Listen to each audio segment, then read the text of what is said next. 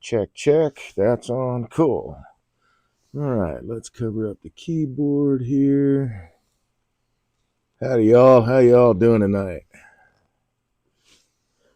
My name's Dave, and I'm a woodturner. I started this channel to become a better demonstrator, a better teacher, a better turner. It's more practice time for me. Plus, working with other turners and helping them improve their skills cements more of that information into my head more and more, so that helps me become a better turner too. The secret sauce is practice, man. Practice, practice, practice.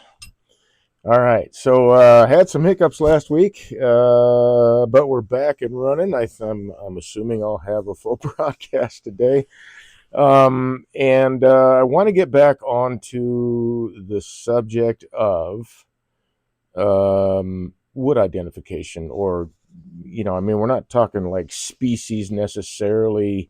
Well, I guess we are.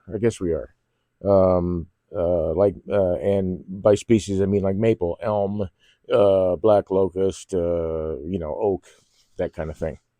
And so I had to do some digging because I do know the black locust fluoresces, and there's quite a few actually trees out there that fluoresce. Not a lot of them are in the U.S.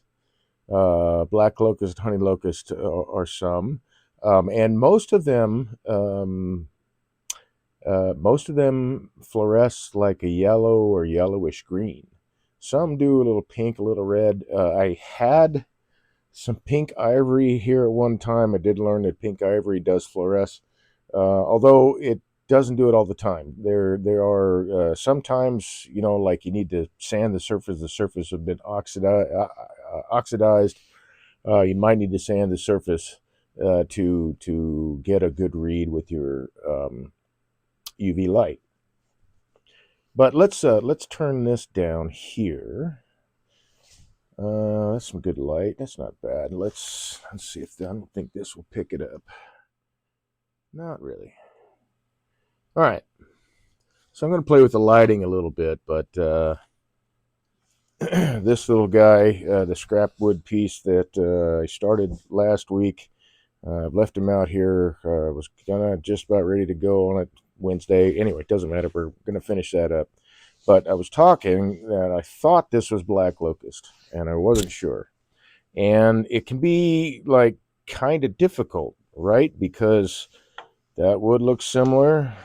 That wood looks very similar. And this sort of kind of a little bit. So it can be kind of difficult to like tell. And so I'm going to play with the lights here a little bit. Let's kill that.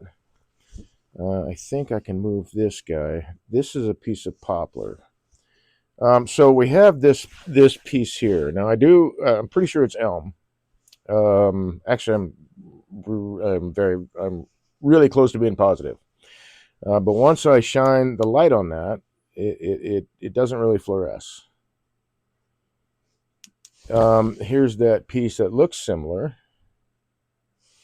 I shine the light on that, and it really fluoresces. This, and actually, if we look down here, we'll see that this one fluoresces, that one fluoresces, that one fluoresces. This guy does not. That one fluoresces mostly in the sapwood, but it does fluoresce. I imagine if I sanded that. This is a jam chuck I've got made out of honey locust, actually. And I want to keep it fairly large. I might eventually turn it into a box or something like that, but right now it's a jam chuck, and it's a really nice piece of timber to work with. This is poplar. Now, poplar isn't on the list of fluorescent woods, but this particular piece, and I think it is, let's turn the lights back on. I think this is like what they call like picture poplar, or golly, I can't remember the other term in it, but it's got all these cool streaks through it. These black parts used to be purple, but this, I guess I'm just going to call it picture poplar because it's got, it has different designs going through it, anywhere from purple all the way to green to whitewood. This one and this one do not look the same. This one does not look the same, but these are all black locust. So black locust can even look different from tree to tree. And this is honey locust. So anyway, I wanted to bring that up because it is something you can have in your toolkit. I got a little UV light. I think you can read that. And I bought it off of Amazon. Why does that look blurry to me? Maybe it's the... Did get a little chilly last couple days, and we got a tad bit of sun or snow. Really hoping it's going to be over soon. So having a fluorescent light can help you determine some species. And there are several lists online, so you can go look for yourself and find what species are out there that fluoresce. I'm going to find some more. It's a pity that most of them are yellow or yellow-green. It turns out, I guess, desert mesquite. I think it's on the list of fluorescent woods. We're going to find out by turning a piece today. I don't know if it's desert mesquite. Let's see, Arizona, so probably. I think it came from Arizona. A friend of mine gifted me a nice couple of pieces of mesquite. Very, very cool. All right, so glasses down. Let's go ahead and throw that image in. I'm going to adjust this camera a bit. Well, no, that's centered. Yeah, we'll go with that. And on this guy, I'm just going to finish hollowing this out. And I'm just going to do the waste removal with the Forstner bit here, just to make it go a little bit faster. I need to take a measurement because this is actually going to be the bottom of the piece. I may need to move my chuck hold up here, which is okay. But this whole tenon is coming off. It's just going to be a little like tea light holder. And my bottom will be somewhere in that neighborhood. So I've got about 3 1/8 inches. I've got to take into account this brad point on the Forstner bit. That's 3/16, but I usually add a quarter just to have a little bit of safety there. 1/16 of an inch, if you call that safety. So we'll take a 1/4 inch off that, 3 1/8. And then maybe 3/8 for the bottom because I want it to be a tad bit bottom heavy. So that means I need to go in 1, 2, about 2.5 inches total travel for my quill here. And fortunately, the weather's changed a lot since last week. Let's double check. Yeah, looks like I can tighten this down a bit. Been working on other sculptures and stuff like that, carving and having a blast. So I haven't even been on the lathe for a week. So anyway, where am I at? Oh, yeah. So I'm at the slowest speed already. I know I can go about 2.5 inches. So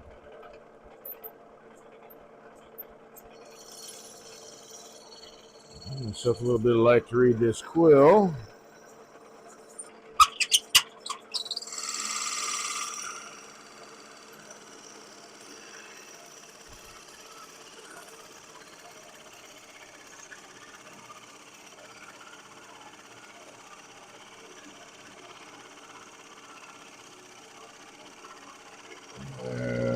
That right there is about the depth I want.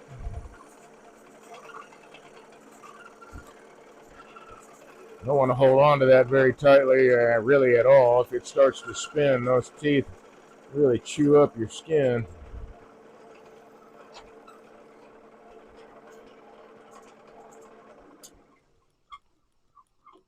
All right, so now I can put this away.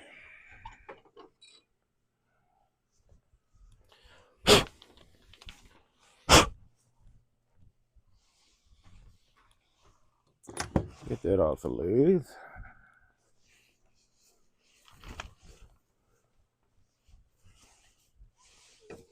Let's move the tailstock back.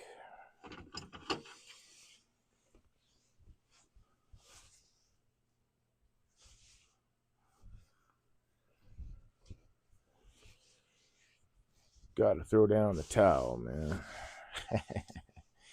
All right, let me put these two pieces of mesquite over there. And then I just need a banjo and a tool rest. And to figure out which tool I'm going to use. So I'm just going to finish hollowing this dude out.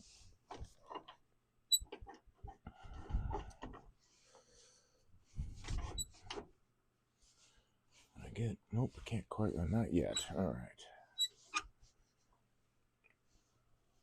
That might be too high.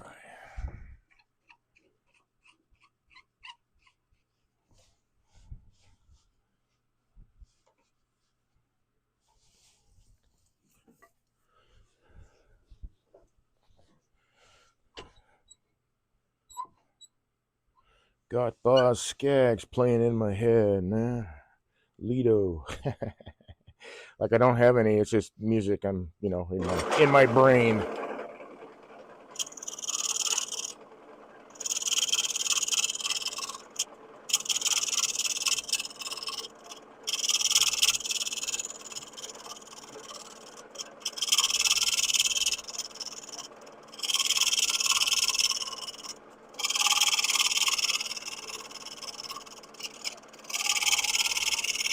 So a nice thing about having this little void in the side is I can see what the tool's doing.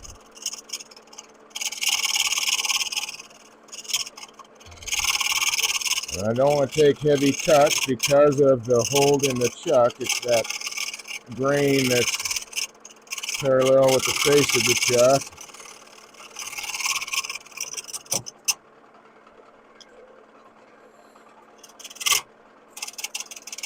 There's a bit much for a cut there. All right.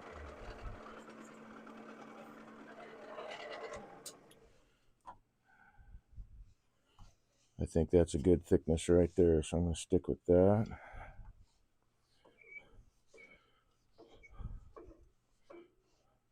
Which means it's going to be thicker on the other side, but that's okay with me. Let's see, that is, all right.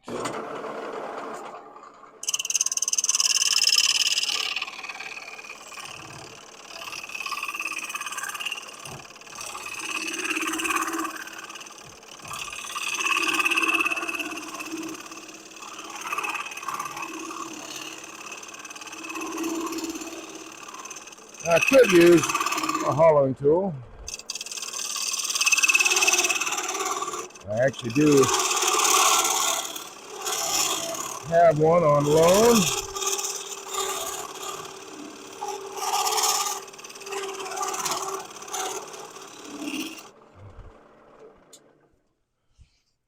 All right. Let's see, I think I need to get a fresh burr there. Let's dress that up really quick. I think I will wind up leaving my grinder running.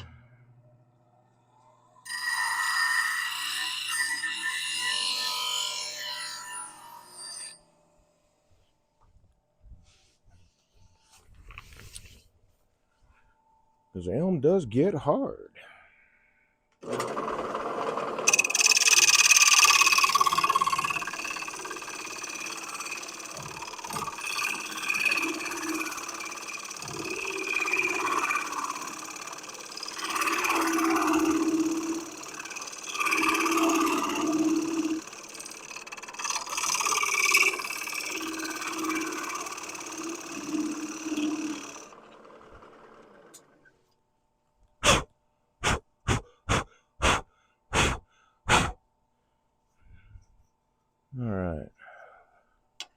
go with that. I'm going to wind up cutting this. Well, I don't know. We'll see. This is, like I said, it's for tea light, so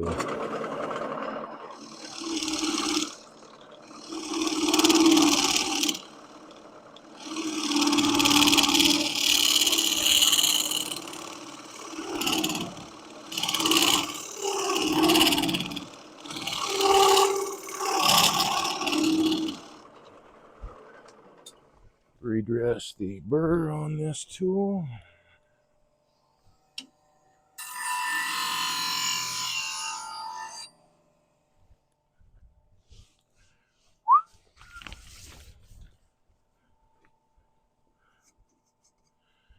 And I think that'll be all right. I think I should leave that.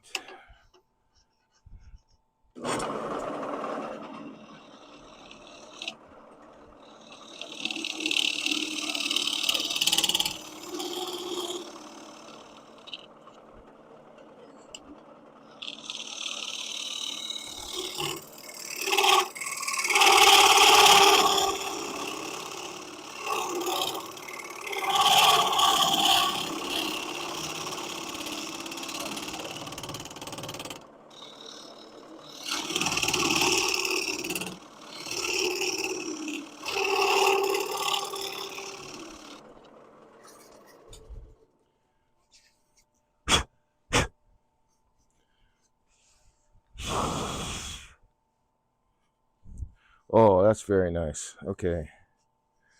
So now I can adjust the thickness of the outside a little bit because I want to tuck that in anyway. So let's redress the burr on this guy.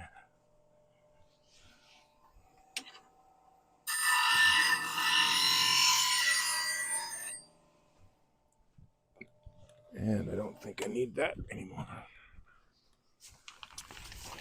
And hey, if you've joined me and I don't see you in chat, say hi in chat, whatever. I got speech chat running, so at least I'll be able to hear you. I think that's a really cool program, man. Really cool browser thing.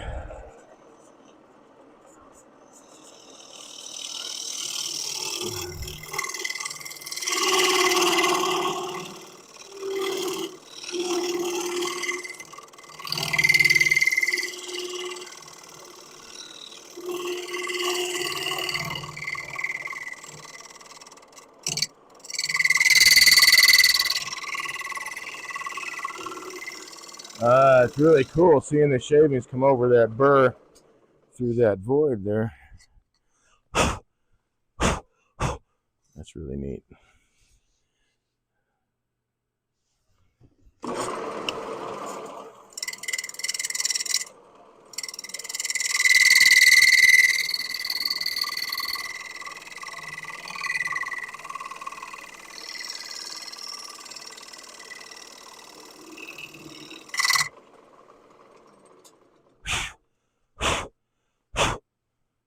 Oh yeah, I'm not sanding that. Do need to flatten the bottom out a little bit.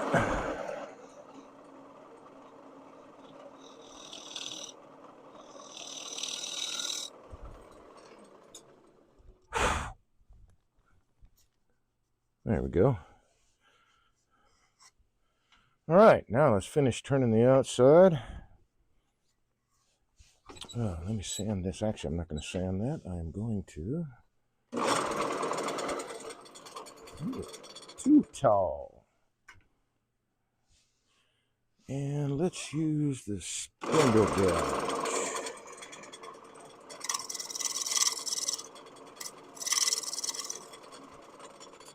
I think that's a good chamfer. Yeah. Okay. Let's grab this dude. I just want to...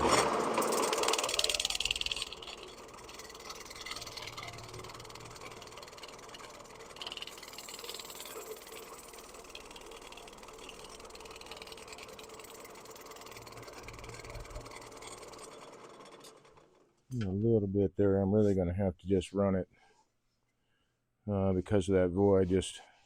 Well, I'll probably do it by hand. There's not much there.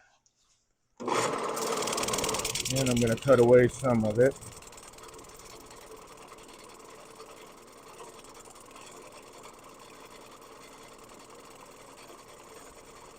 Let's see what a really light touch will do.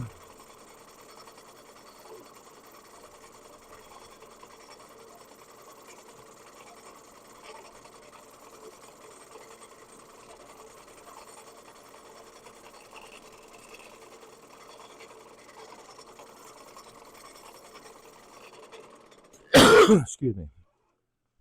Okay, groovy. So just got to run this a little bit with air and that'll be fine. So I'll leave that guy right there. I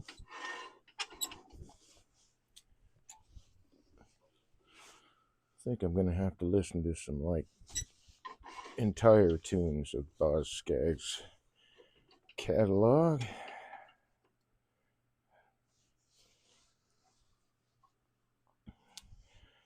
Okay. It's cool because it's got like an odd shape, so maybe I won't. Maybe I'll do some carving instead.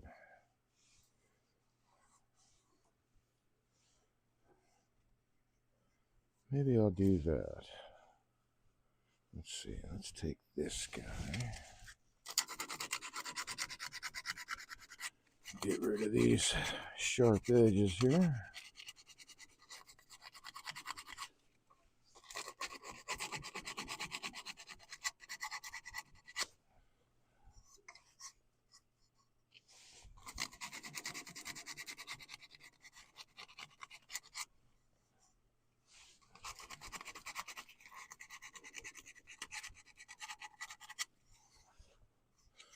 I think maybe a little wire wheel action might work wonders on that stuff. I think that's some cambium layer still left. Let's see. Yeah. Yep, that's still bark. So we'll put the wire wheel in here, which means I should probably just go ahead and grab my Jacob's chuck. Let's take this fortunate bit out first, though.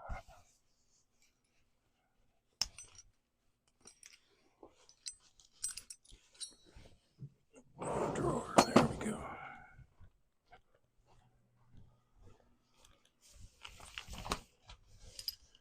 We'll set that on the bench over there. Okay, so I do want to tuck this in just a bit. I think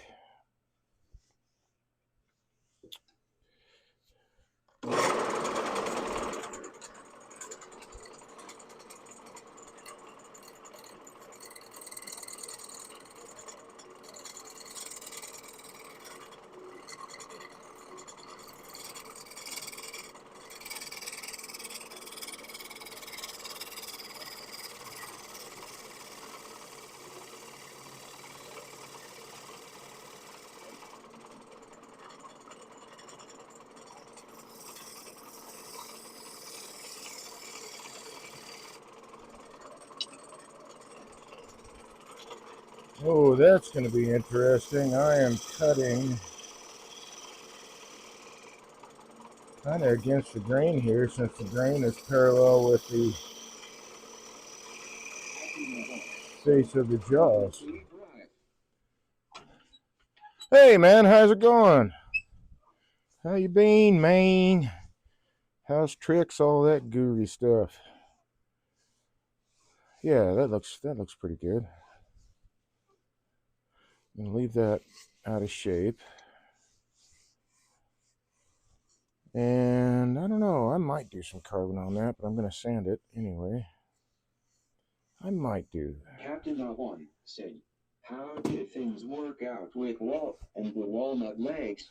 Oh, I think well, I talked to him, and he said he would give me a call when he was coming to town. So I think he indicated it would be like this week sometime, but We're going to, at some point, I guess, get together, discuss the the plans that we've got. And so that's where it's at. Let's see, that I need to tuck in. Do I? So waiting to see. I mean, I remember you saying it was going to be or you'd been on a holding pattern, I guess. So we'll see what happens. But I've done some furniture restoration, and that apparently is his main gig. So I'm hoping that we will be able to support each other on more than just this. I do like doing spindle work for stuff like that.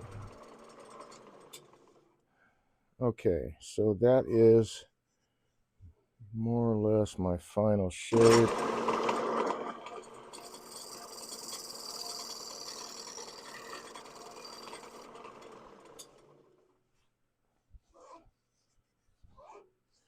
I'm going to have to run the compressor to sand this down, but that's okay because I need to run the compressor for the salt box that I turned last week to sand off where I carved the feet. All right, so I need a jam chuck. Let's see what we got right here. Let's see. That won't be tall enough. I've got a tall one around these parts somewhere. What in the world is that? Oh. I guess I'll just have to make another one. So I want to put a jam chuck in here to bring my tailstock up so I can finish that. But before I do that, I'm going to start the compressor. We're going to sand this guy down. Let's just move this out of the way. So let's do that. I'm going to grab my mask after I turn the compressor on. We'll sand that. Actually, I should look over here too. Oh, come on. It's not that cold. Maybe it is. It gets chilly. That'll do. Yeah, that'll work. I got in the slot bucket. That's going to be too short. I think this will do.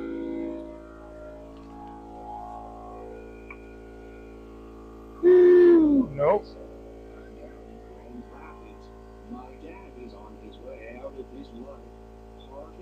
Oh. Oh man, I'm sorry to hear that. I know he was sick for quite a while. Damn. I'm glad you get to be there at the end, though. If that's what, well, I mean, I'm sure that's probably what you wanted, so at least that. So that's cool.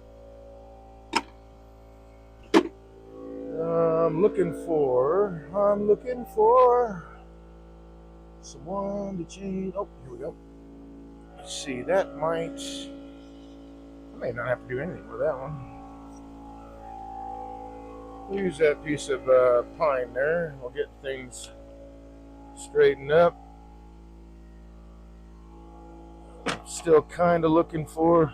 So you're down in Grand Rapids. Is he in hospice? Is he at the house, or is he in a hospital on his way out?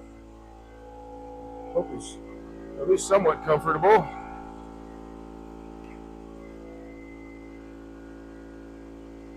I find that's a talk that I'm going to visit my daughter. Sorry, 1 second.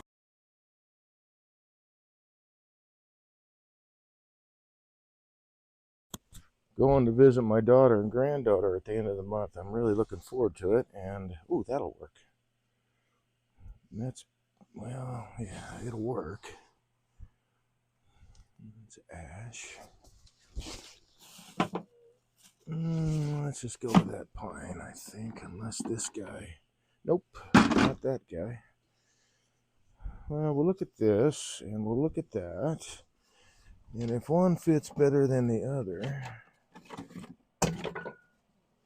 Captain Not One said, hospice, but not eating, drinking, not sure if he'll be awake or aware of me tomorrow, but I have to say my goodbyes. Yeah. Ooh, that'll actually work. This should work too, but that is a better size, so we'll just swap that.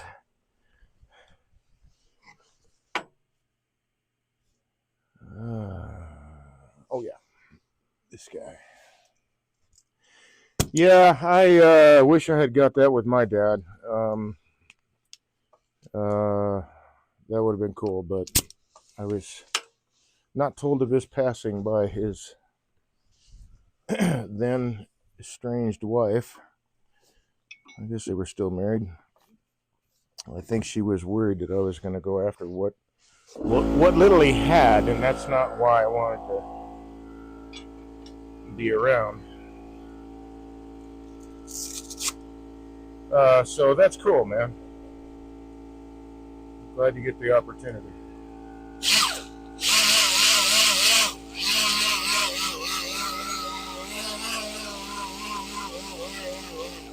Let's see, I can sand the bottom part of that with the lathe running.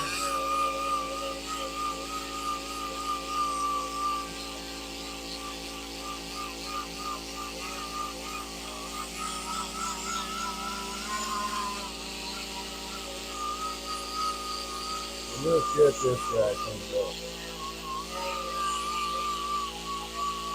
Or rather, this part of it. Huh. No wonder it's not sanding very well. That's some old torn up paper, man.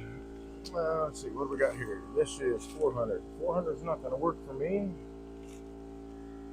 Here's 150. Let's grab that.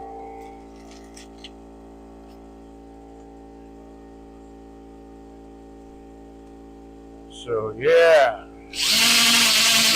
as I was saying, that's a conversation I need to have with my daughter about, being an executor of the will, who's going to take care of. I have to talk to all my kids, but I'm seeing my daughter at the end of the month. I think I should probably talk that over with her.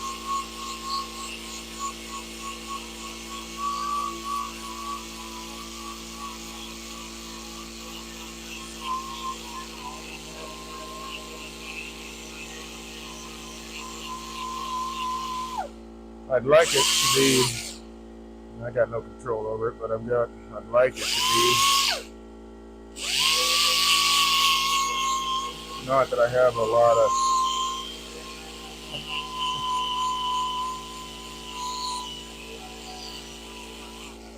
as far as my will goes, it's all just going to the kids. I don't want anybody else to cough, my ex-wife, cough. Trying to sneak in on anything. Not that I have much to leave behind, but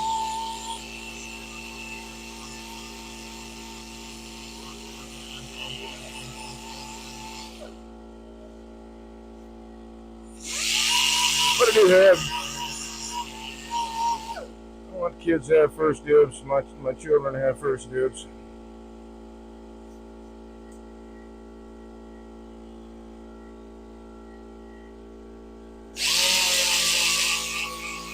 Whatever they would like to have, if they want to hold on to something as a memento, or I don't know, I got some okay tools maybe they could put to use.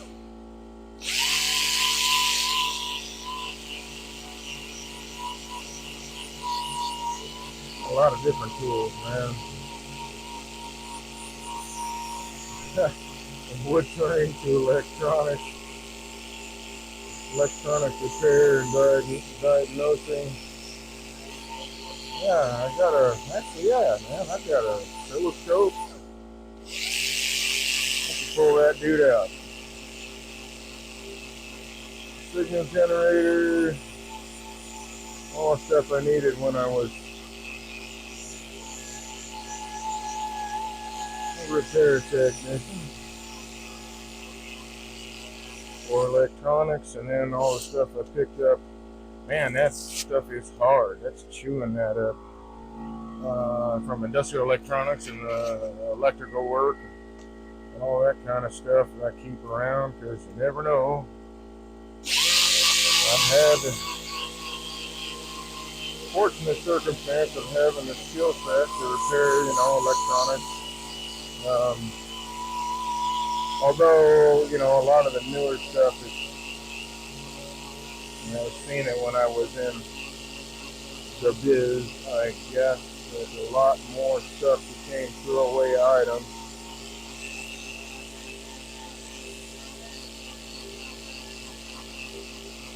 Little mini stereos that were, $250. I just saw maybe $300. I don't know. It kind of had, a tape player, maybe a phonograph, record player.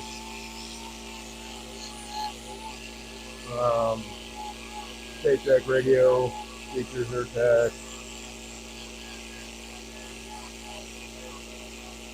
I guess some of them you can unattach, and it was like a glorified boom box basically, but you could play records with them. And I guess I got a catalog from, or not a catalog, I guess it was a catalog. One of those order like finger hut kind of deal, if you know what that is, from Montgomery Ward.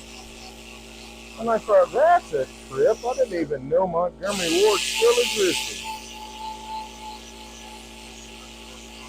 So I looked through it. I mean, there's nothing I'm going to order. I'm not going to fall into that trap, but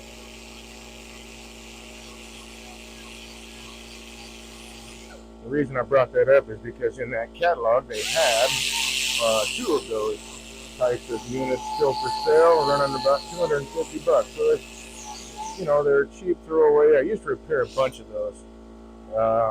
Wound up that the disc reader would stop working, and that was a design flaw, and that was always a fun repair. But at least the company, knew what was going on. Wound up being mostly a cable issue, although occasionally the DVD players would just stop reading, and so might have to replace the laser in it. That's even if the unit was worth salvaging, if it was worth it to the company that made it to replace the part or replace the unit. So I've replaced a lot of lasers in those things. Sometimes the disc tray. There's a lot of things going with those, but I mean, there's a lot of things that go on with all the electronics. But yeah, used to be electronic tech for. Oh come on, man! It's been so long. This company has started in Ultimate Electronics. Soundtrack Ultimate Electronics. The company started up in Kansas. And that was my first job right out of college, getting my electronics degree. They gave me a shot right out of college, which I was really, really grateful for. I learned so much working for Ultimate Electronics.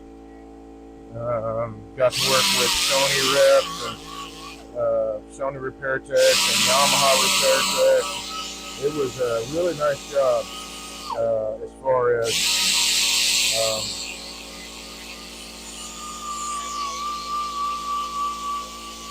using your brain. I really enjoyed it. Then I got into industrial electronics.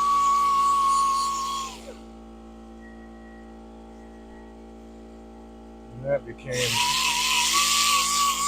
was actually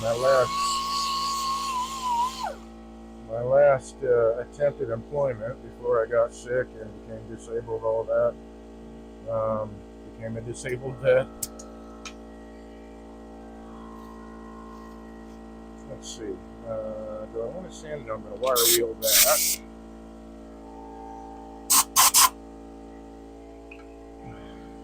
I did say I was going to grab my mask, and I never did.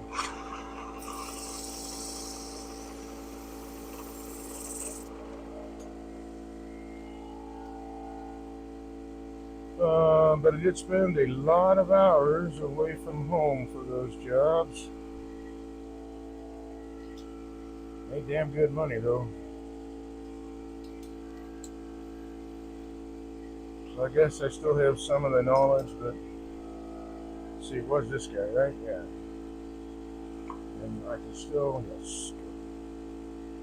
So this guy, I'm not going to worry about bottoming out in the chuck. I really don't. Actually, you know what? Let's not. It's a bad habit. Not one I have. I was almost going to step into it. Whoops. Well, I thought that had some kind of hold on it.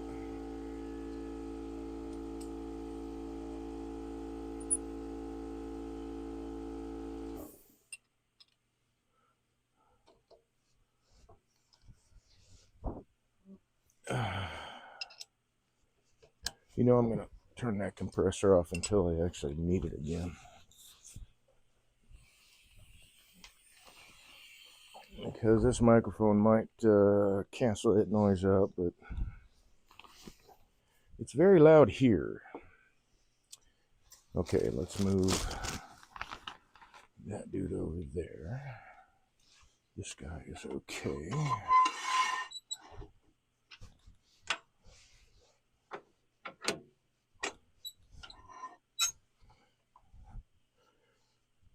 And we'll set myself up running true, fairly true.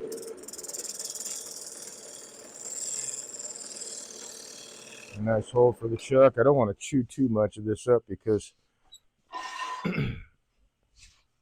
this is birch. Yeah, it's not beech. It's birch crotchwood. It's got some really nice figure in it. For right now, it's going to make a nice little jam chuck.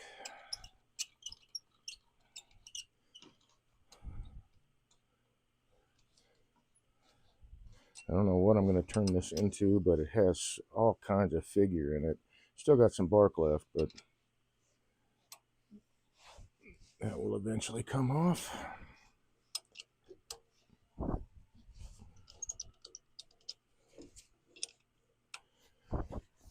So anyway, yeah, at least it was also, that's another nice thing, that it was, fairly close. Grand Rapids is not that far from here. Not like you had to, travel to another state and all that expense or whatever. Not that it would be. I mean, clearly you would make it, but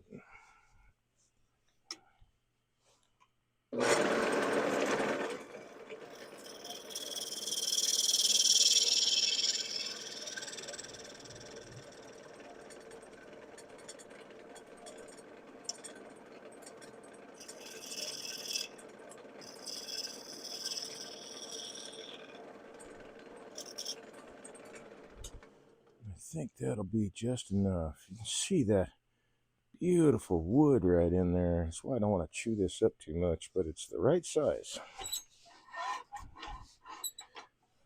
Okay, let's move this away. Put this out of the way. Move that tool over here. That means I can move the tailstock up now.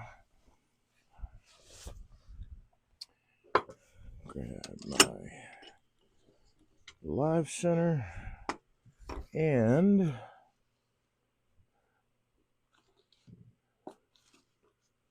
let's see, I guess I could just use, I'll just use the leather. I was going to use a shelf liner and the leather, but I might be pushing it as far as fit that way. Yep, I'm definitely pushing it, so I might go with the shelf liner. Let's see if I can get this lined up properly.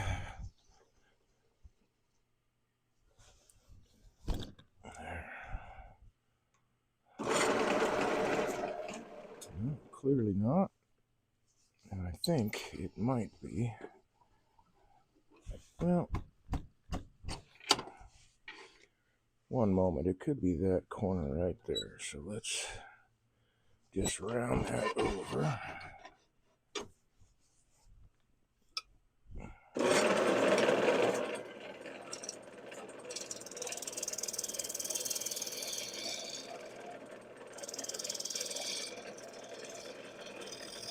I don't want to lose that shoulder so I can hold it in the chuck later. It's not really round, so I will want to make it round at some point. So let's do that, because that might also, actually I'm sure that it is causing a bit of an issue.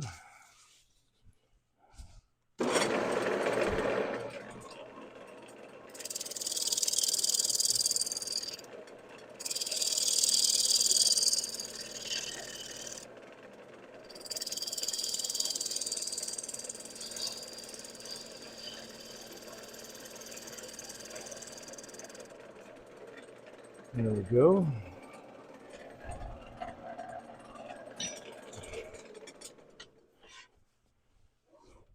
Yeah, look at all that really nice figure. It's a nice something. Box something, I'm not sure what. Might even be a handle, who knows. Okay, is that gonna sit properly? Let's tighten that down. I may have to go with the shelf liner. Yep. Nope, I know what the issue is now. Oh, grr. Yeah, I'll go with the shelf liner. That might compress a little bit more than the leather. And then I can have it running true a little easier here. Not fighting it too much. There we go. So I can't really move it. I just want enough pressure this way so that I can't move it by hand, but I'm not crushing everything together. Just enough pressure against the bottom to keep this from rotating easily by hand. I want the friction of this, all three of these surfaces, to work together and make it a friction drive. I don't want to crush the inside. I don't want to leave, because they're both hardwoods, but I don't want to leave any kind of mark on the inside. So just enough pressure to keep this from turning freely on the chuck.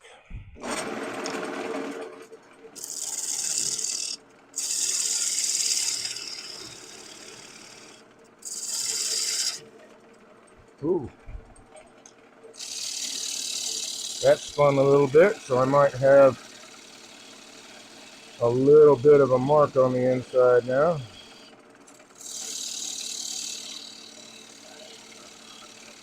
Keep my cut a little smaller.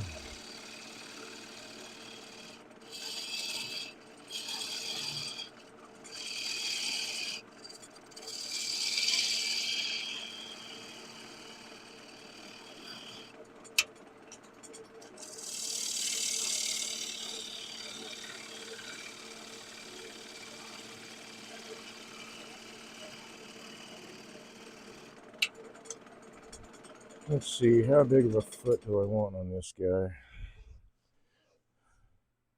It's mostly just going to throw light upward. So maybe a little bit.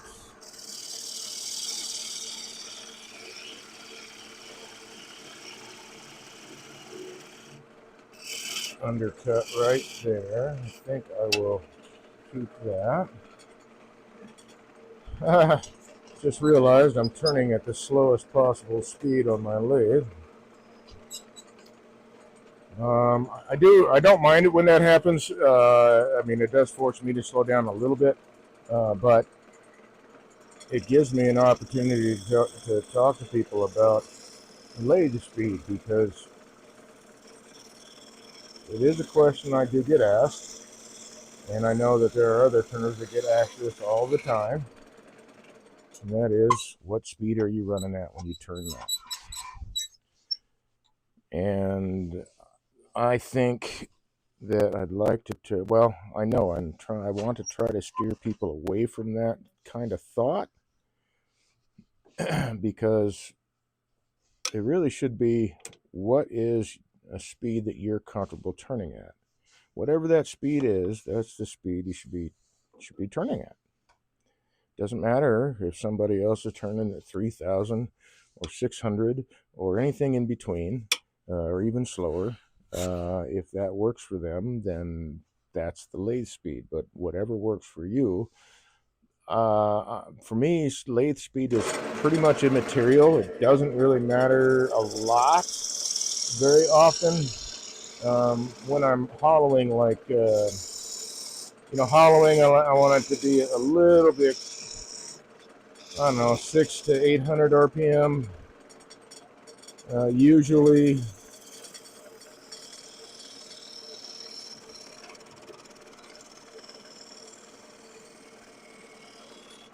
But that's just how it works on this lathe.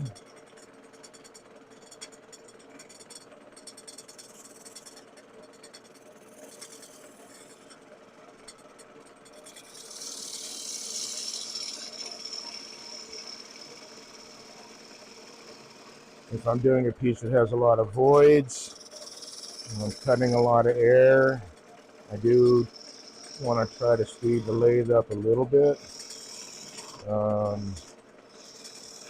But I myself, I have this lathe, I guess the top speed, well, I'll look at it real quick and I'll tell you, I think it's 3,600. I think it's 3,600 on this lathe. It might be 32. I've only got it up there one time, and I don't find it necessary. I think that, not that it's too fast, it's just I don't have to worry about trying to get, like on this is a Reed's drive, right? So I got to dial it down by hand, the speed down by hand. So if I'm going from 32 to bottoming out to 32 to bottoming out to 30, that's a lot of cranking. So I think the biggest, actually I know that the biggest key is practice. Sharp tools, good form, practice. Let's see, do I want to, there's a little bit of a demarcation line here, and I'm trying to decide whether or not I want to keep it. I think I'll keep it. I think I'll accentuate it a little bit more.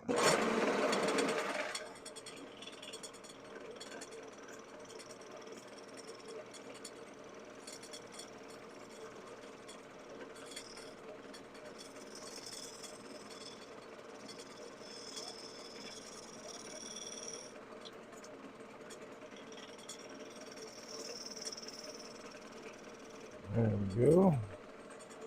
Put a little sanding disc on that, dude.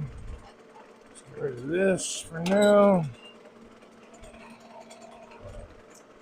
I'll go with 220 for that little bit right there.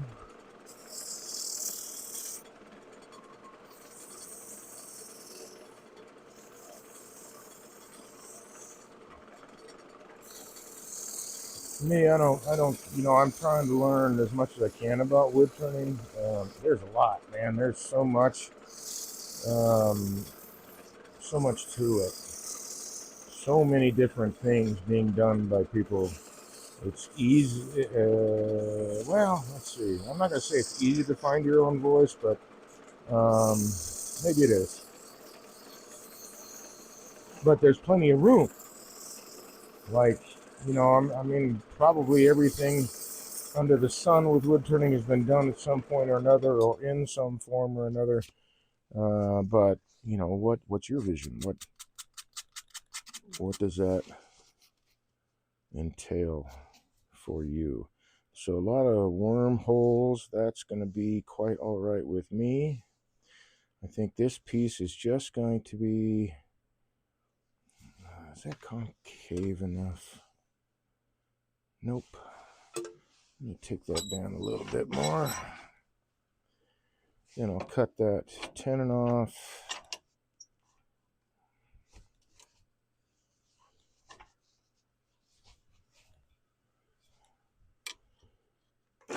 And I think that I'm just going to finish it in walnut oil.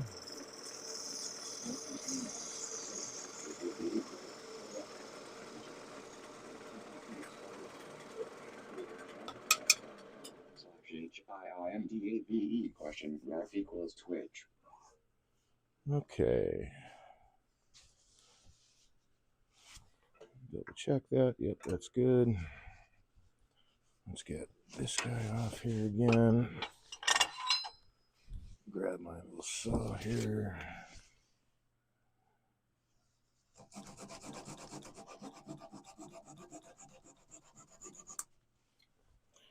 Should snap off pretty easy since the grain is pretty much parallel with perpendicular to the waves anyway.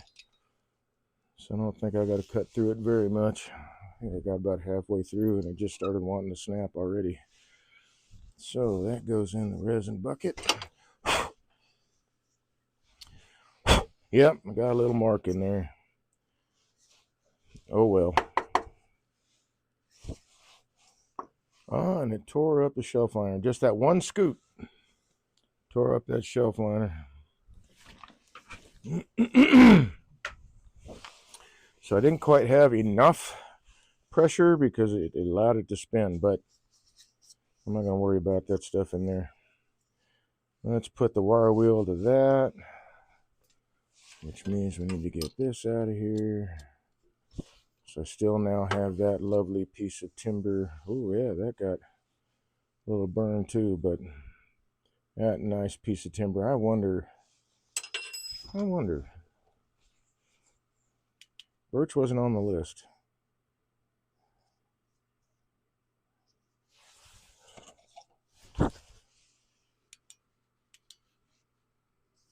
Yep. Not fluorescent.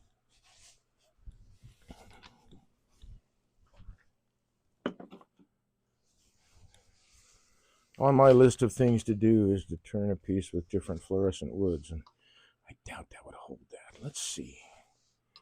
Let's just see. It is a demarcation line. Ooh, it might. Maybe I can just clean that inside up really quick with my bowl scraper.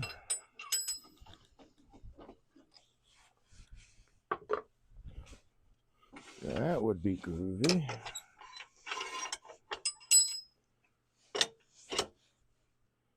Raise that up just a bit.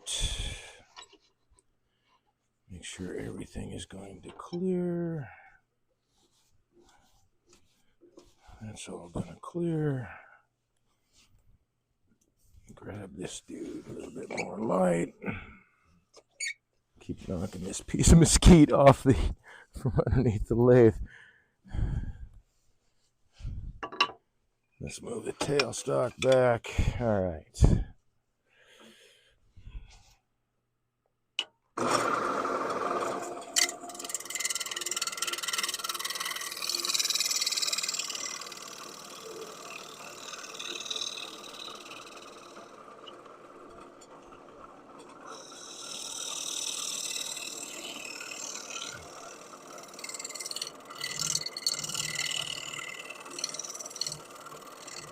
I'm just using a really light touch here, just to clean off any high spots in the grain.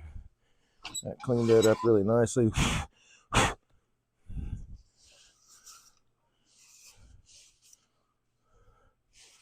Cool. All right, so that's done. Other than sanding that off the bottom, which leads me into a great segue. And I need to start my compressor back up. All right, let's move that. Set this dude over here.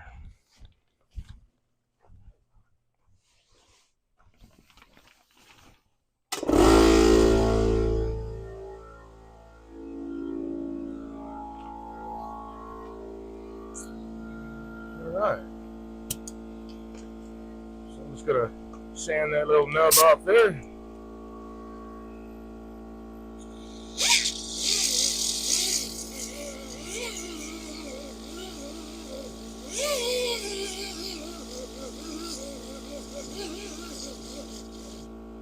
We are here, says TC Schmo. Hey, nice. Howdy, howdy, howdy.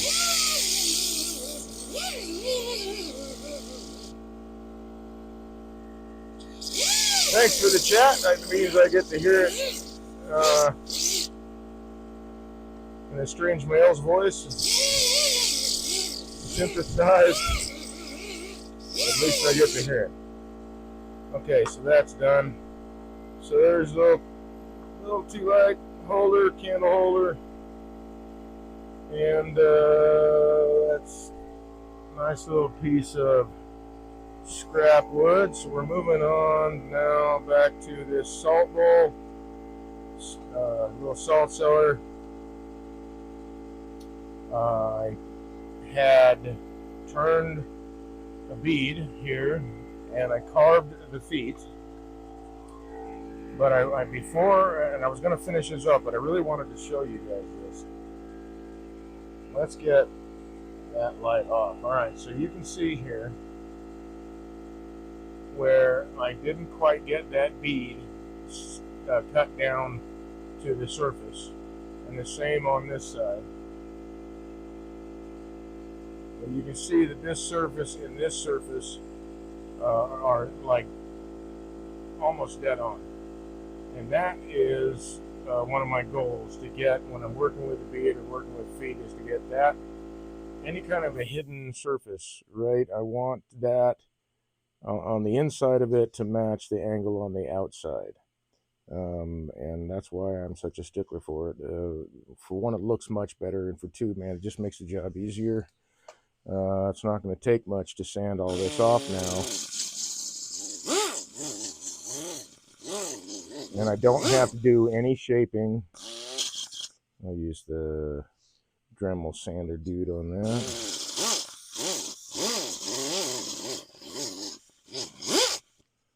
I'm not trying to use the sander to reshape anything, because those surfaces already meet. And I wanted to show, especially for all the folks who actually got to watch this get turned, you can see that that surface and that outer surface, they match. And you can do this too, it just takes practice.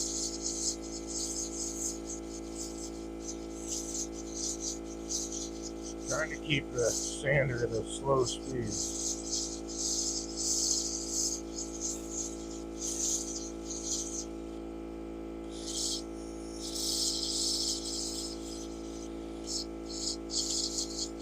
I don't want to take away too much.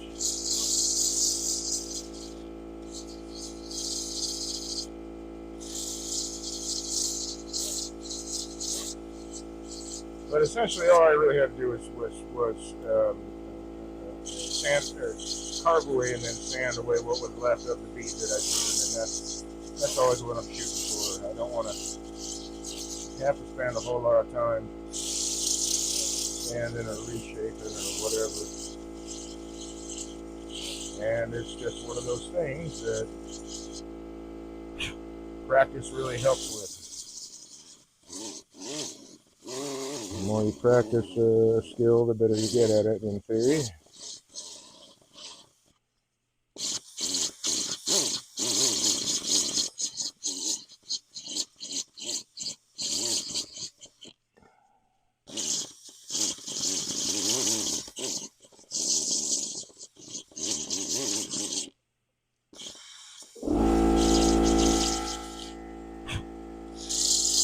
And then I'll hit the rest of this with, well, I don't know if I can get the correct sander in here. We'll find out.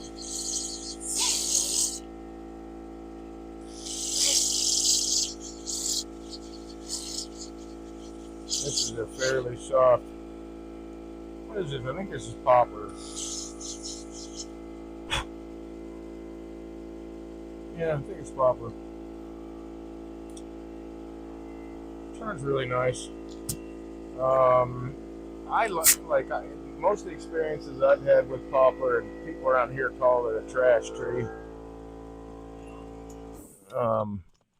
a weed, so to speak, and which is kind of funny because in Oklahoma they consider red cedars to be a trash tree, just a weed. So I guess it depends on where you're at. But a lot of the experiences I've had with poplar, especially turning it green and letting it dry, is that it gets a really nice eggshell, or it can get a really nice eggshell coloring to it. And even if you turn it thin, it's still really strong. It's not the same as, I mean, you know, they used to build houses out of it. It's strong enough for that. It doesn't last as long as, say, pine. It doesn't have the same strength modulus, but it's strong enough to build houses with. But they just don't do it anymore because to get, the way I understand it, better standards with pine construction, better, how do I want to put that?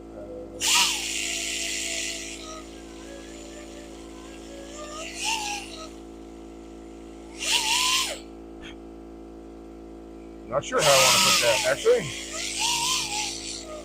it's easier to control the standards across the pine. Gas and it grows faster, and, you know, money. Although, because of the resin in pine, I will say, there we go. Didn't take long.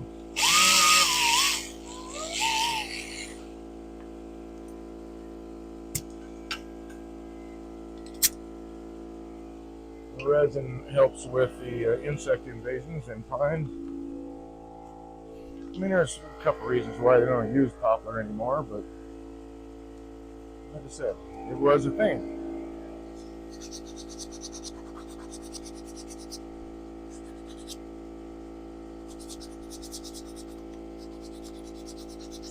So it's still a very, very strong wood. I've got, I think I've got a piece I have yet to finish. It was a piece of poplar that I was turning a pitcher out of, and got really, really nice thin walls. Oh, hey, that'll work. I don't have to get the Dremel. That'll work fine.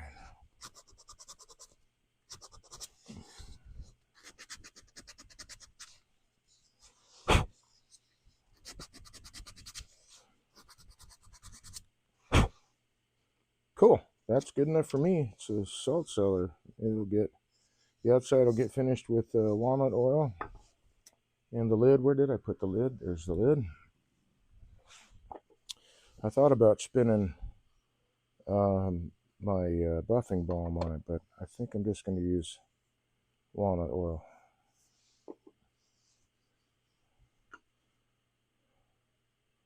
Be a pain in the butt too. Well, I guess I could do that by hand. That's not a big deal. I could do this with the buffing balm too, if this works out in the chuck okay, because it is warped.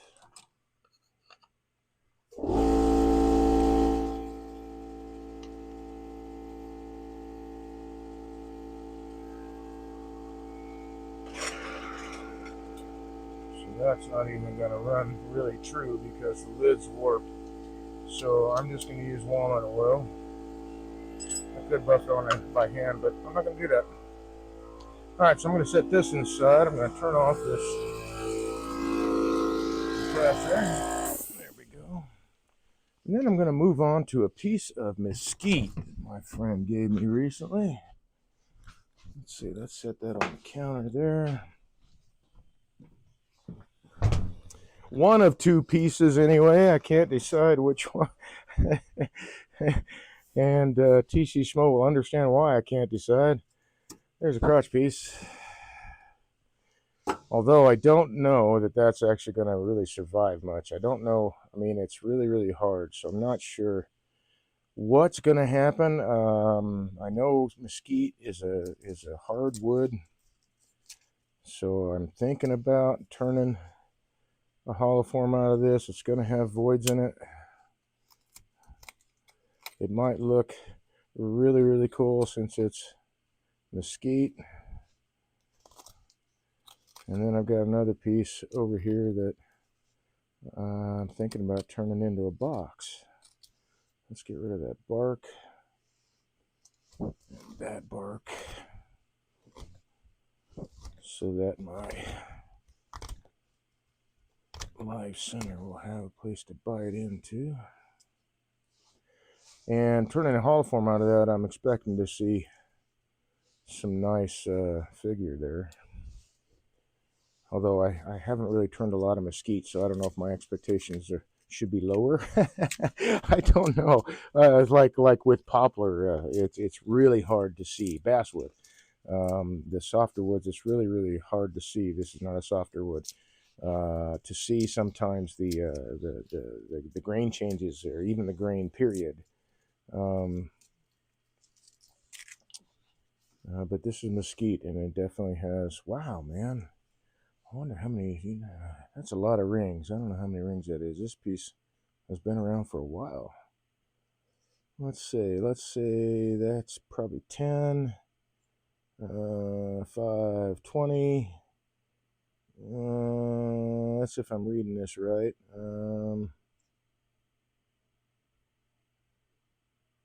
25, 30, so like 40 years old or so. I guess mesquite grows slow. I don't have a lot of experience with it. I like the way it looks. So I got a small piece here. Oh, it's got a void in it there too. So let's poke around and see what we got here.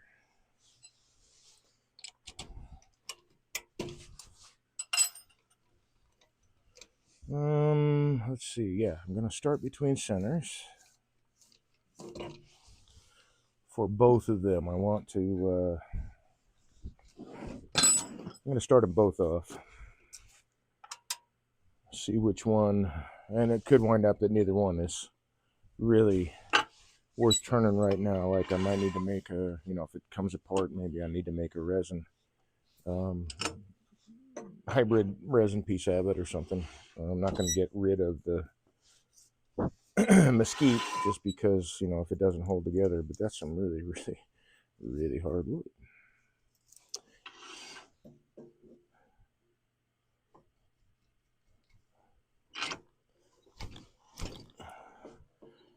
All right, so normally I would, that's an idea. All right, so normally I would go for the balance point. Whoops. Hope that didn't unplug the camera. I better double check that. Oh, well, I can see it on the screen. One of my power cords just kind of suspended up a little bit, and that just bounced off of it. Oops.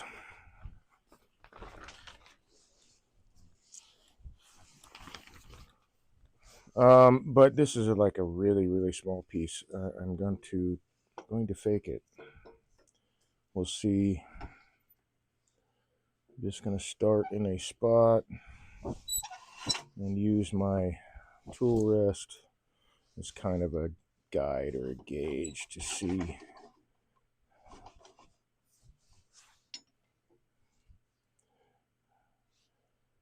Okay, so it comes quite a ways away from there. So I will need to come this way.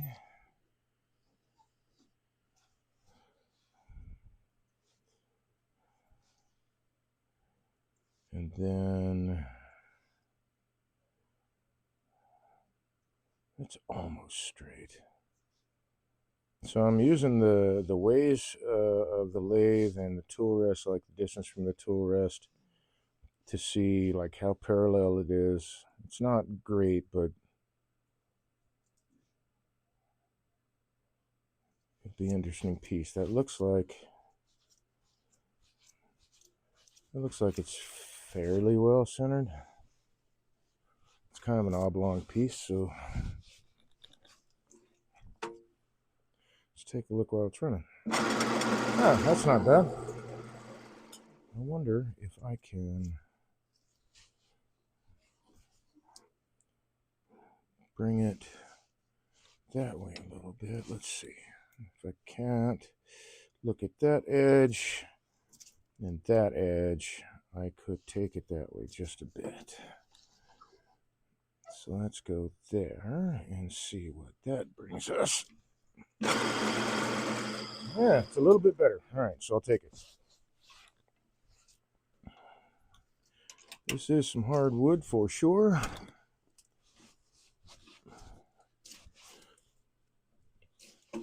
Make sure that's bit in. Tool rest out a little bit. Everything still clears. Okay, let's cut some of this away and see what we got.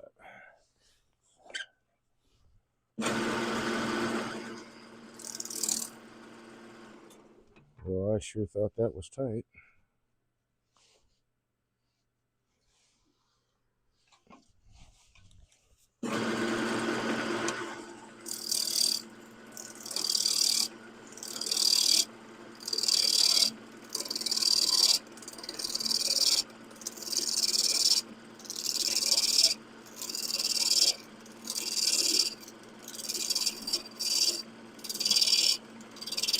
I'm just using a series of push cuts to clean off a lot of the outside.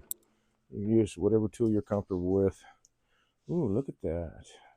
Ooh, let's check.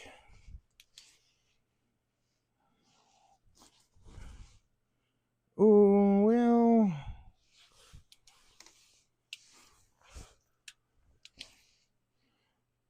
it looks like maybe it is fluorescing a little bit. But it did say that it wasn't always present, at least the list that I was looking at or reading said that it does fluoresce, but it's not always present. Like honey locust and black locust will always fluoresce.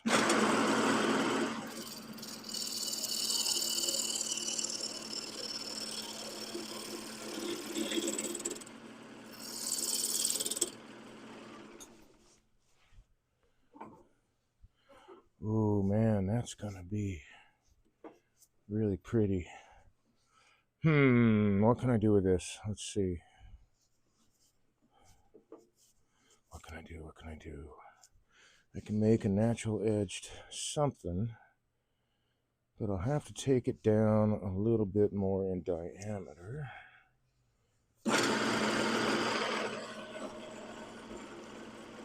You know what though? I want to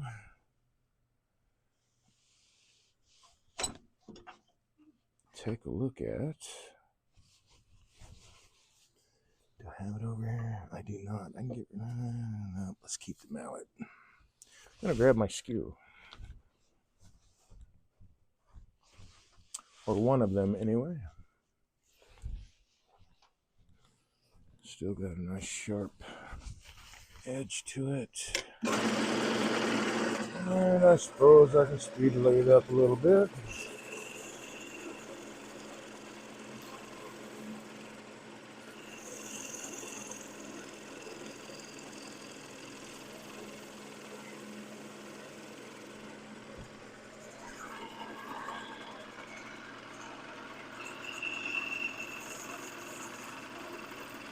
So I'm not really touching the wood with my left hand. It's more just sliding by, giving it a little bit of support. But really, it's the weight of my thumb that's keeping the tool on the tool rest while I'm doing it that way. Let's see. You know, I bet this would make a really, really cool resin piece.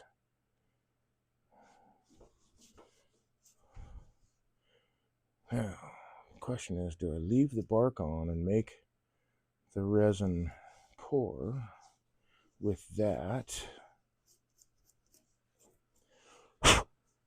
Or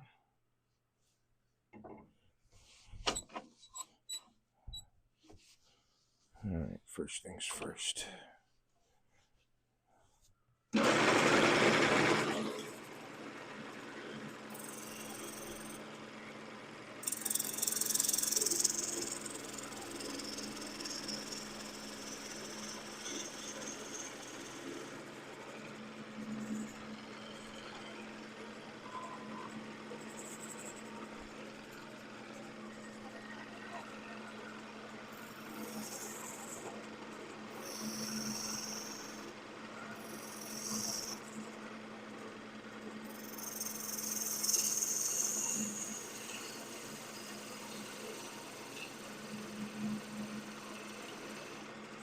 Sure smells nice.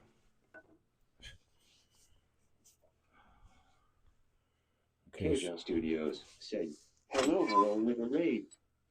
Hey, Casual Studios. Hey, thanks for stopping by. How you doing?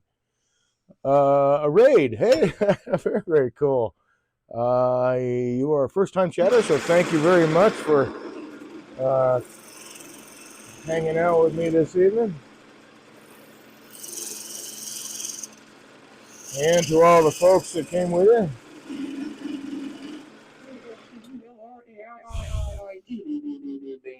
That's much love. That's nice, nice. How y'all doing? With a party of 11. Holy smokes. Wow. All right. Very, very cool. Welcome, welcome. Okay, so I've got those two edges now squared up. So it gives me a better form for a resin pour. Am I going to keep that bark? Orange Man 76 I don't think so. said, hey, Dave. Hey, how you doing, Dan? Good to see you out here this evening, Ash too. Much Love said, what are you working on today? This is well. I was attending a friend of mine, TC Schmo, who's in chat. Was gifted some mesquite from Arizona. If I remember right, it was from Arizona, and he gave me a couple of little chunks of it. So I thought it would be neat to either turn a hollow form because I really enjoy turning crotchwood, and this is a small little mesquite crotch that I'm really considering turning into a hollow form. But this piece was wide enough to turn into a box or something like that. So I wasn't sure what I'm going to do with it, but it's got a bit of a void in it. So I think I'm going to clean all the bark off, and then I'm going to do a resin pour to fill all that in, and then I'll turn it into a box. I think it'll make a really nice box. Yeah, exactly, casting. So I'll use that, and it won't take a whole lot of resin. I've got to do resin pours for two other things anyway, so I might as well get them all together, hey? If I've got enough resin for one go. All right, so yeah, I'll clean all that bark off and I'll do a resin pour with this. I'll match a color to its colors to it. I'll clean all the bark off of it, and then we'll turn it into something. A box, probably. Paven 3D said, hey guys. Hey, how you doing? Oh, this is going to be great, man, because there's like 11 people. I haven't had a whole bunch of people show up since I've had the speech chat come up. And speech chat generates speech for all the text in chat for me, so I don't have to try to watch the screen and maybe miss a comment or something like that. Orange Dan said, I will leave you a link for the stuff Ash that I much love love to said, use speech chat equals when I safe want working environment it to for be very you. shimmery. It's a galaxy color. Oh, cool. Thanks, Dan. Yeah, I'll check that out. And Ash, much love. Yes, yes, yes. Plus, I'm like I say, I'm not missing any comments or having to come back to something that I don't know I missed for half an hour, and now I'm not doing whatever the comment was about. So I got to try to figure out uh, how I need to answer it. It's nicer to be able to answer it right now on the fly. So yeah, yeah, yeah, and that is Orange Dan 76 turned me onto that, and then I turned a couple other people onto it too who didn't know anything about it, and I'm hoping that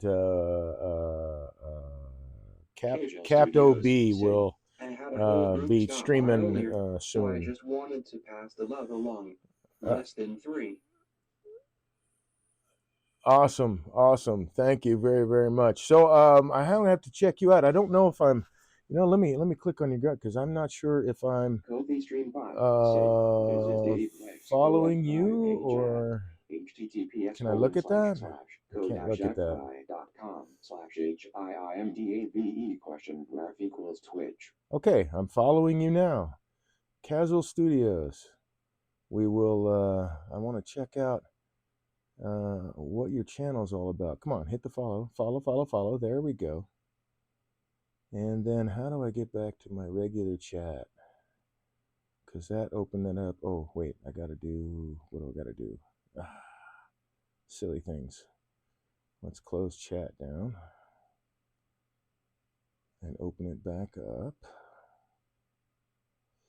Docs, chat, chat, chat, chat. I had free TTS, but I can't get that to KJ work. Studios said, thanks. I do crochet and yarn-based crafts mostly. Awesome, awesome, awesome. I learned to not crochet. What do they call it? But hooking. And I did rugs and stuff. When I growing up as a kid, it was one of the or some of the um, hobbies I picked up from my grandmother. But KJ Studios she's said, idle matchbook. hands, right? Kept us busy. Let's see. This is 1, 2.5. We'll go inch and a quarter. We'll call that, give or take, the center.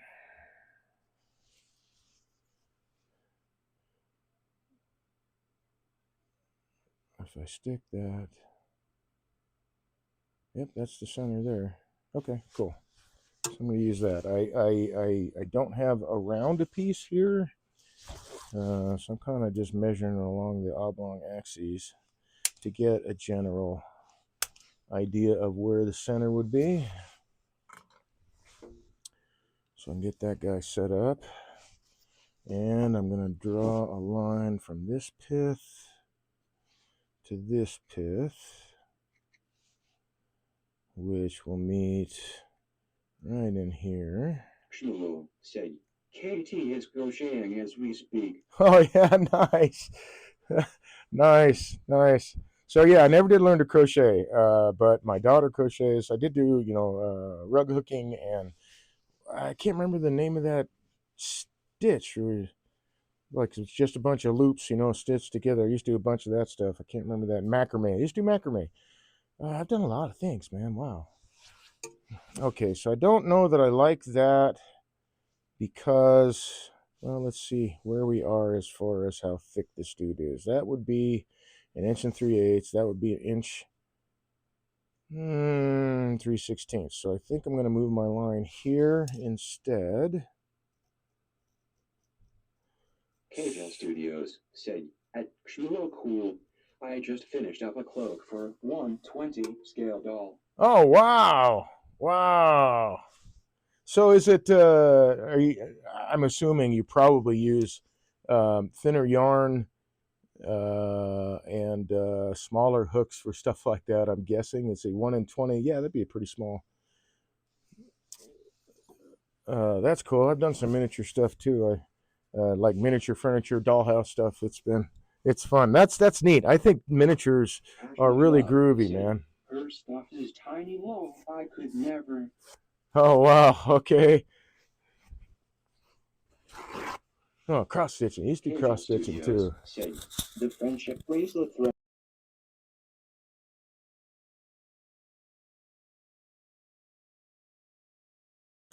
Yeah, that would be. Oh, one sec. Sorry, had to cough. Yeah, 1 millimeter. Wow. Dang, that's tiny.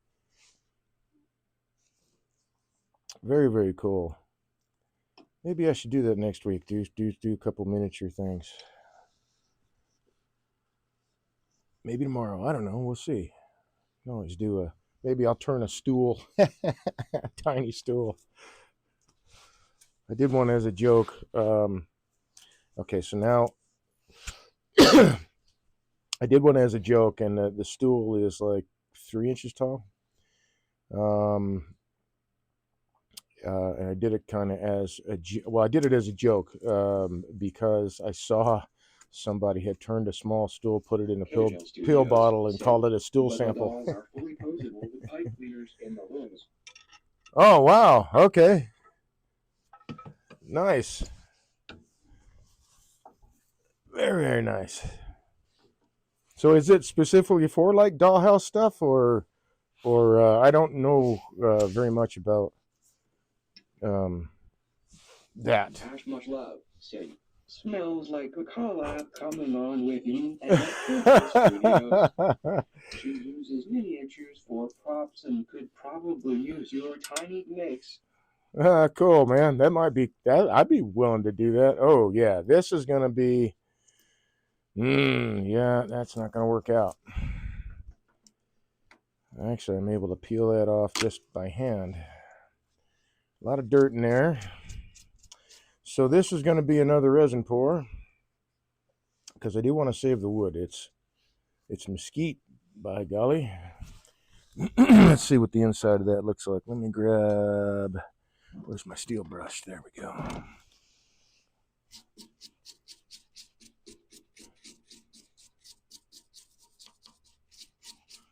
So that was cracked for a while. I don't Pigeon know. Studios said, I'm making the dolls for a stop motion animation project, so I need to make a whole mini tavern for the set. Oh wow, that kicks ass. So is it for like? Let's see, what is it called? Dust? Like that's an indie kind of filmmaker's thing? Is it something like that, or what's the stop motion animation for? I think that's cool. That's cool, man. Hey, man, I'll turn you some beer mugs and stuff like that. I think that'd be kick ass. Turn some. Yeah, that'd be fun. And it wouldn't hurt to have our pieces in a movie, right? Animation, whatever. It's still a movie. Bunch of people can see them. They may not know what they're looking at, but that's okay. Yeah, that's going to be some really, really nice color there. So yeah, I'm saving this mesquite to do resin pour out of. So I think that means I'm just going to probably leave all of the bark on if I can't. I'm curious to see. This is pretty dried wood, so hopefully maybe I can get this under some running water and really get this dirt out of here. That's just going to dull my tools later. I don't want that. I mean, they go dull anyway, but sand and dirt just dig up Said, your edges. I have a few brushes saved. I wondered how you make it a hollow form with them being Y-shaped. Do you spin it on its side? I normally don't. But let me see. Well, I can explain it with this guy, but I might have a piece I can actually turn. Piece of crotch wood. What I normally do is I'll start like I was here. I'll get my center in the center of the crotch, and then pick a center somewhere on the base there, and then I'll turn the shape of the hollow form. I usually make the entrance hole right in there at the crotch, and then so I make the whole form and then I hollow it, but the grain is running parallel with the ways. Uh, I haven't done, yeah, I have done like, but that's also like side grain, um, and it's kind of it's a little bit more difficult to turn that way because you're turning a lot more side grain. I've done pieces like that, Orange and but I usually go 76 this said way. it doesn't matter that it's wider than thick. No, no, because I'm going to be making the shape with it. I was looking at this width here to be my final diameter, so I knew I'm gonna wind up turning away. But now that I'm doing a resin pour, I can make this wider too. But no, it doesn't. And you could do it either way. You can do it this way That piece or looks like that a way. casting piece too. Yeah, it definitely is. Definitely is a casting piece. I usually go through the crotch when I hollow out, but sometimes I've turned it around and gone the other way. It just depends on like where I want the figure to show up. I like it to show up on the shoulders and the upper part of the form most of the time. So when I'm doing a crotch piece like this, Love said, I will be back. Gotta clean up from dinner. groovy lurk mode being nice. Groovy. So yeah, I usually turn them with the grain running parallel with the waves. Do my outside shape, any kind of finishing that I can do. Clearly I'll have to finish the turning the bottom once it's hollow, but I want to do most of the shape here, and like this would all be cut away, and this would all be cut away, and then this would be the shoulder of the piece, or this width, and then it would curve up into the entrance hole. But again, you can go either direction. A lot less side grain to go into where this is almost all end grain, turning it sideways. Doable, but it's more of a pain in the butt because it's all end grain. All right, set that guy aside. Huh, all right. Let's see if I can find real quick a... Orange and 76 said, if you Nope, make that's it not a going to vase work. with large shoulders, would it make it look heart-shaped because of the thickness compared to width? Yeah, I typically go, one of my favorite shapes is like an egg. But you could, I mean, I go after like the classic forms, classic Greek, Roman pottery. So I've done amphora where it's a really long, stretched hollow form. But I like my hollow forms to be more egg shaped or sort of kind of acorn shaped. That's just how I like them. Um, but when I do hollow forms, I really like to stick to the more classic forms for those because the grain lines and everything really just add a lot Orange to and the piece. 76 said, okay, I just look for an interesting shape. Yes, yes, absolutely. Let's see. I don't think I've got a small piece of crotchwood anywhere, so I'm just going to grab. Yeah, that's a bummer. Let's see. I don't think I have any crotchwood. Oh, wait. What's this? Nope, not crotchwood. Okay. Wait, that might be a piece. It is a piece. And I think it's honey locust. Let's find out.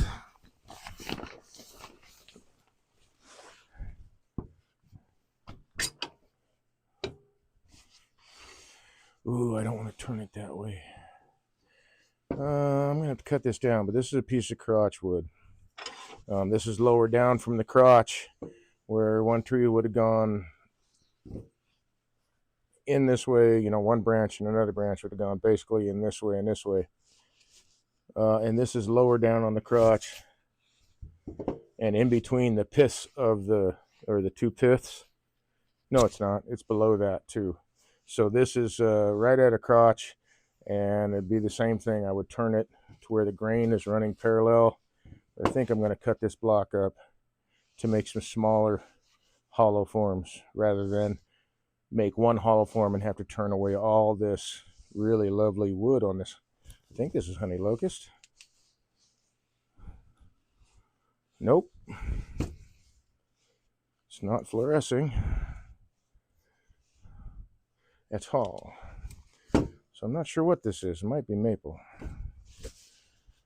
Have to clean up the surface to get a better look at it. It might be maple, but you see all this. There's a bunch of figure in there, and then some really wild. I don't want to say it's not a burl, but it's where all the wood is stitching itself together to support the branches. So we're going to hold on to that guy for a little while longer yet. That's a nice piece of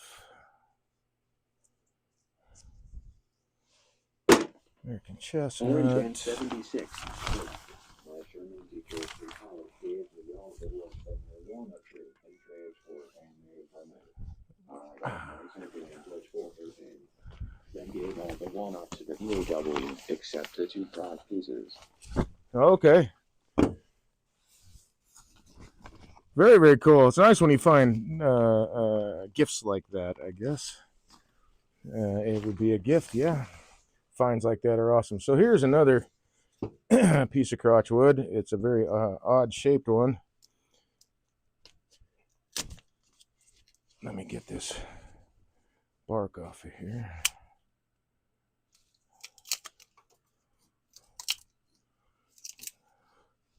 I think it's crazy that they, you know, I mean, I grew up where, like, you carried a knife everywhere you went, even as a kid. You know, grade school, I had a pocket knife. And, you know, and I whittled all the time, I carved all the time.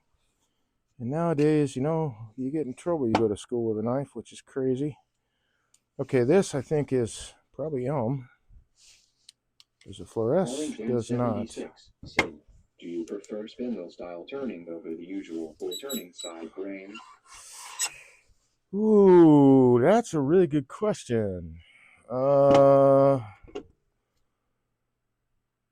don't guess I really have a preference. For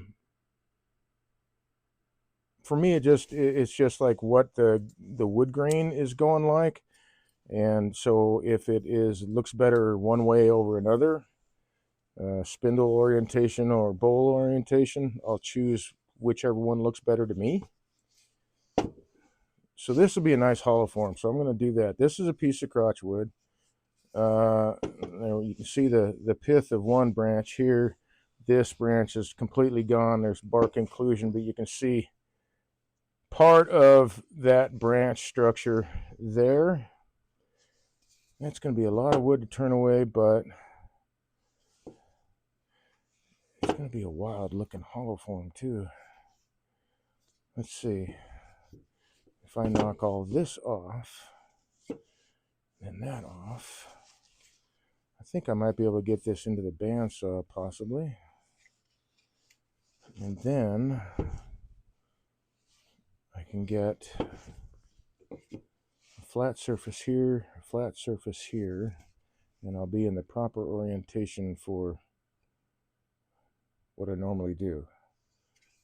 Orange and 76 said, well, chunks of wood like this, to me, are just a bull blank. The pieces that are thinner and keep the Y shape is the kind I was asking about the design of.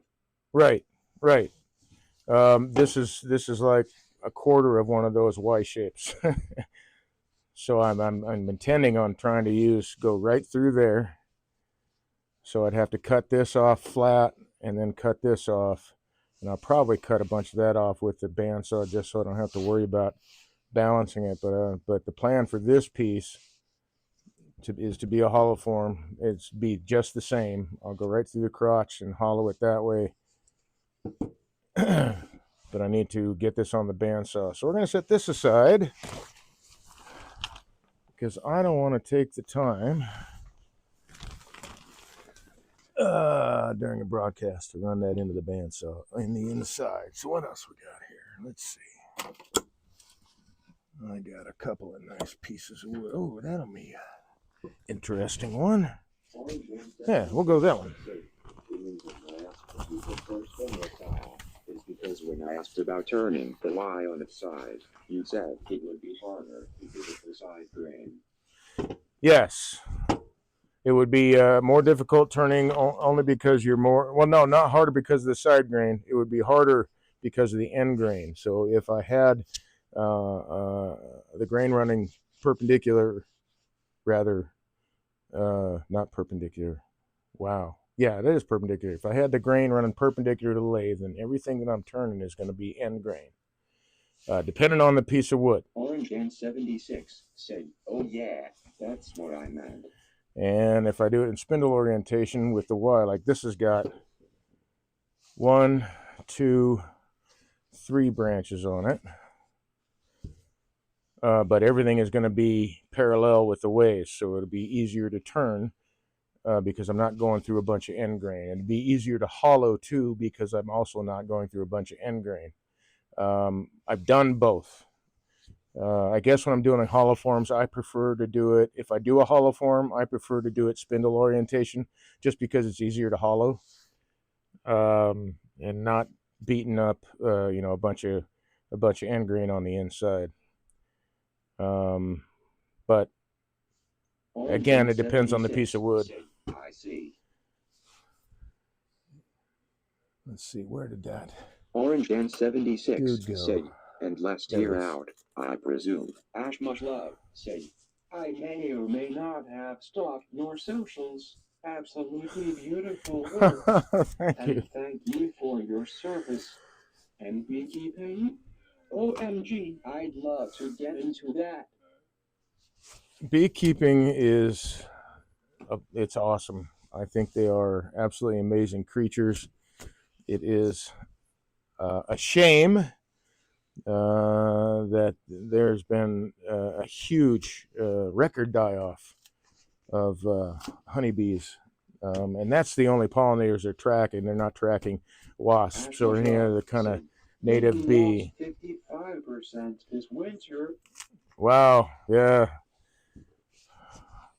I lost half of my hives too, and not happy about that, but at least I'll be able to rebuild without having to buy more bees.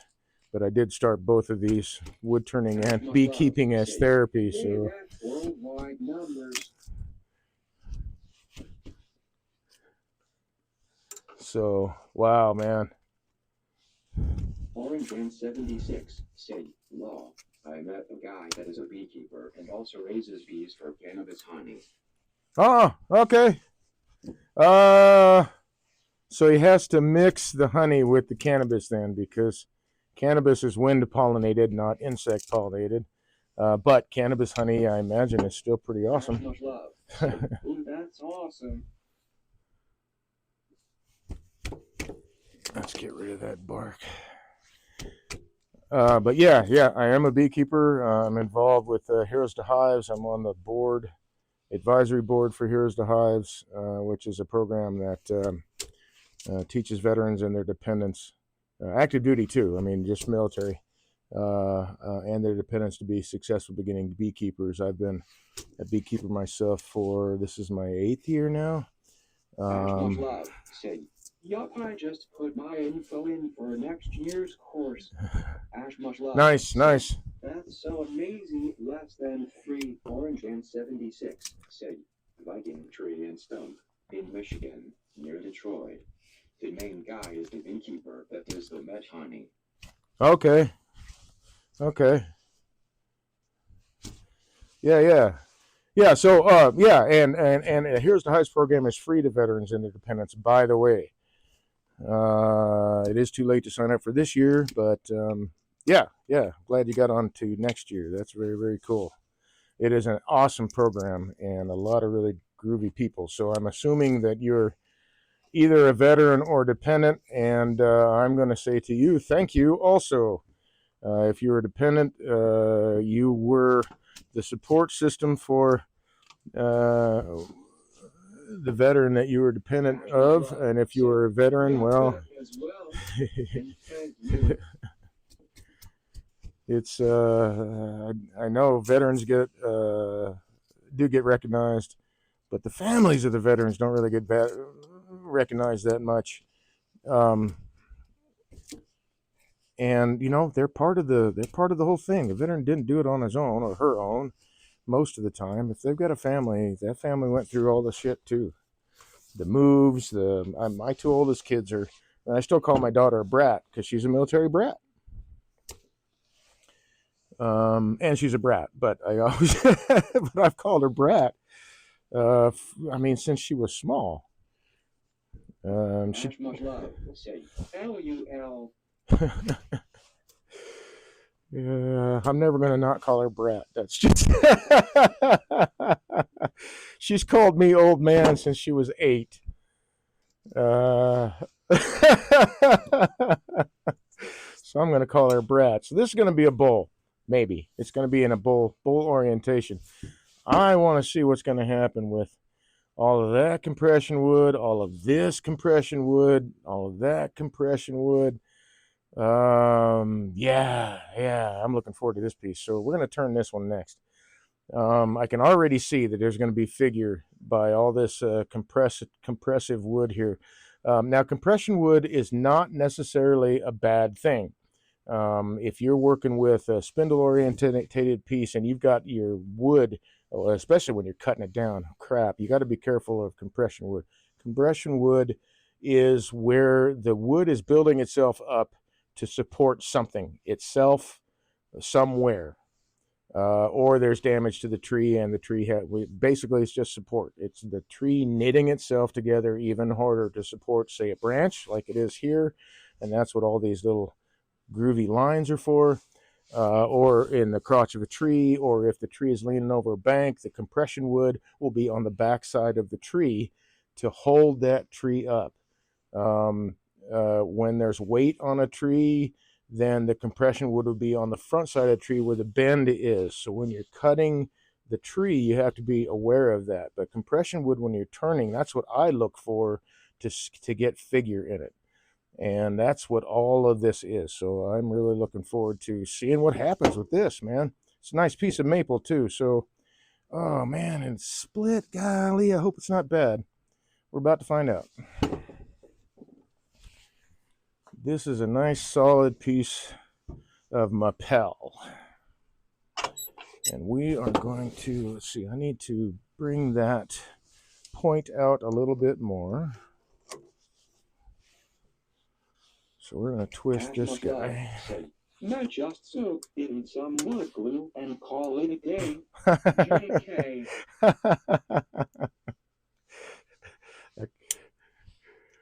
I wish that would work, man. That would be awesome. I really wish that would work. Okay, so the point's out there. Got that there. Let's get this out of the way. There we go. So, I'm going to start where I always like to start, and that is on the balance point. I want to eliminate as much vibration as I can right in the beginning. So I'm going to assume that it's going to be heavier on the bottom already because of these two branches. So now it's heavier on this side. So I'm going to raise up this side a little bit and see where it falls. Still heavy down there, so I'm going to raise this side a little bit.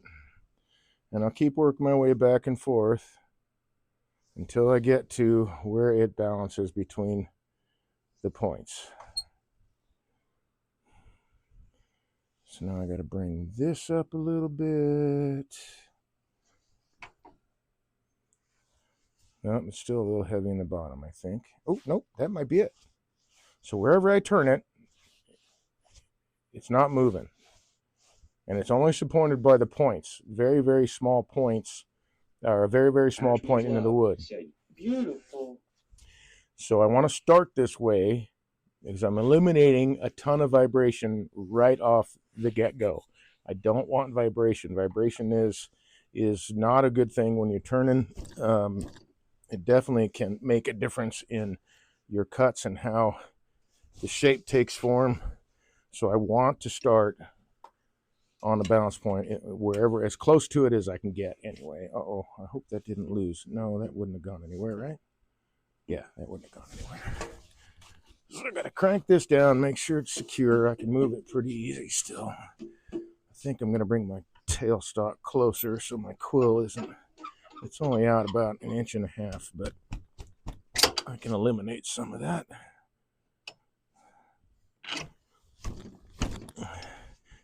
Because that's going to cause vibration too. Same thing as having your tool off the tool rest too far. It's going to start inducing vibration because there's nothing fixed on the end that's sticking way out. It'd be the same thing here. Same thing if I was way out here. If I'm doing a long spindle piece, I will have a spindle steady on the lathe to dampen down vibration while I'm turning. Okay, so that's pretty secure. I'm going to go with, fit under there.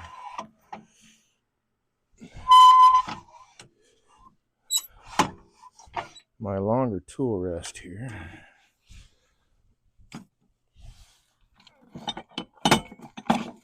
Come on out of there. I got a lot of ground to cover. That's going to be interesting. Those are going to be cool. So that clears there. That clears there. What's not clearing?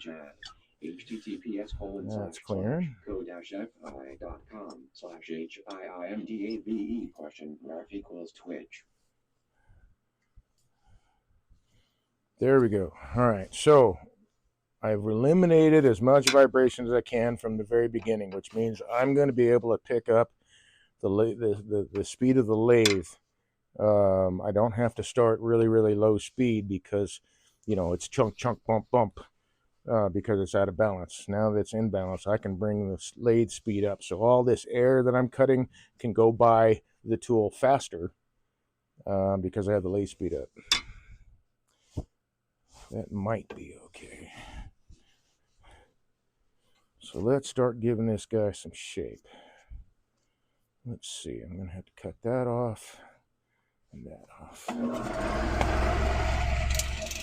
So you can see the lathe is not dancing, it's not bouncing around. I've already started making my cuts and I don't have vibration. I want to eliminate the vibration.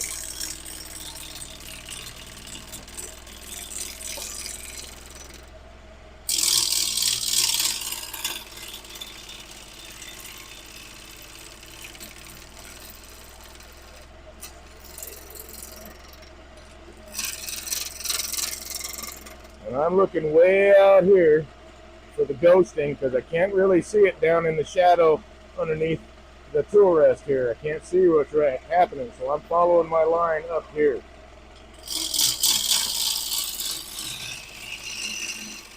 I think from the camera view you can see it both sides. It's really hard for me to see it down here because I'm standing right over it.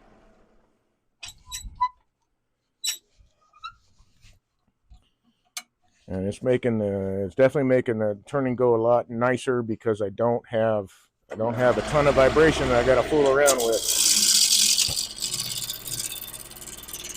That was a piece of bark that flew off.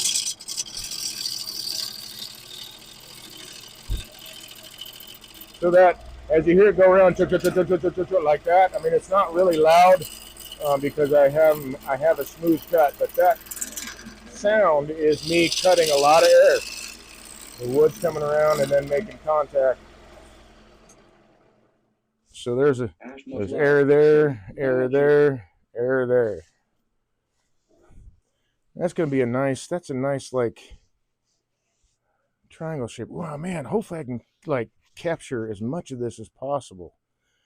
Golly, man, look at all that figure. That's cool. I think I'll do if I can get away with it, I'm going to do like a calabash style bowl. I'll probably have some voids in it, maybe, because I don't know how far that rotten wood goes back in there. I may wind up, what do we have here? I may wind up doing yet another resin pour. What do we got here? Is that a bug? Why, sure enough. Whoa, That's much love, said fat bottom girls. They make the rockin' world go round. So that there looks like a carpenter ant. So this had carpenter ants in it. This is going to be an interesting piece now. And I say interesting is in I'm really going to have to pay attention because these guys here, this dude is dead. So that there was a small contingent of carpenter ants in there. Oh, he's not dead. Unless the cold made something move the change in temperature. Nope, he's alive. Well, we're going to have to fix that because he's in bad shape. So we'll just make sure that it ends quickly. There we go.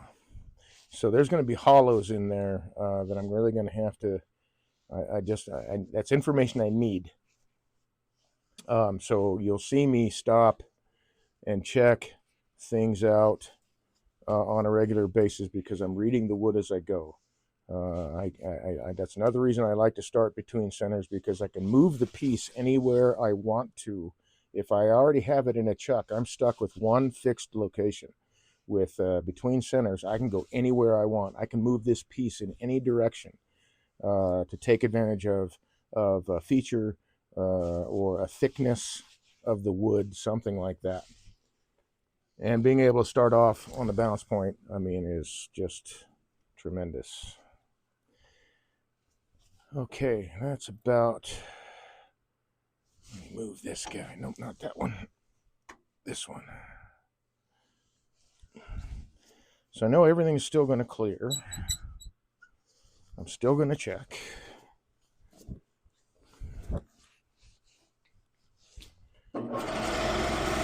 And hopefully I'm not going to pull out a bunch of live carpenter ants.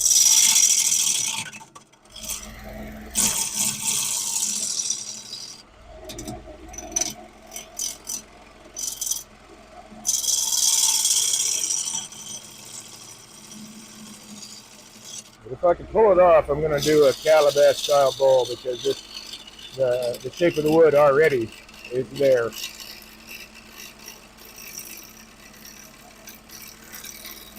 I don't have to do a whole lot of extra work. Not that there's a whole lot of extra work with a calabash bowl. There is a little bit of tricky part with the undercut rim.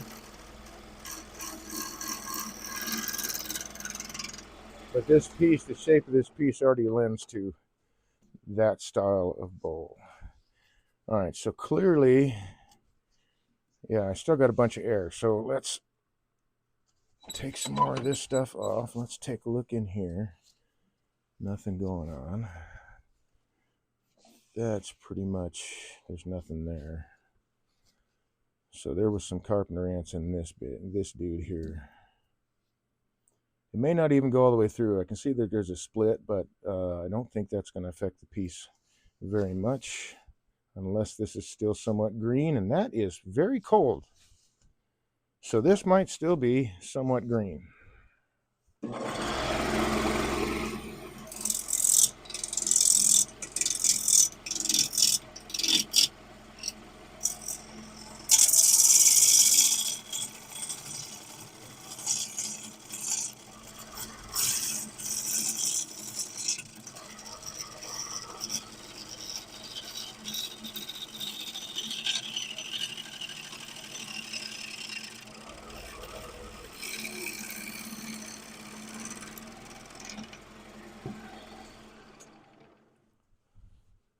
Still got some air to get rid of.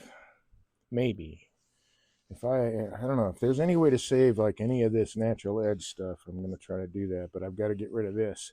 So I might be able to save that. And maybe this part, we'll see what happens. Let's see, and I need to fix this guy.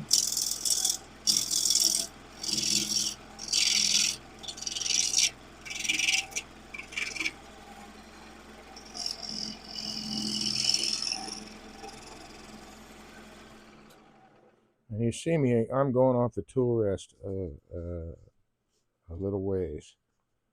But it's practice and experience.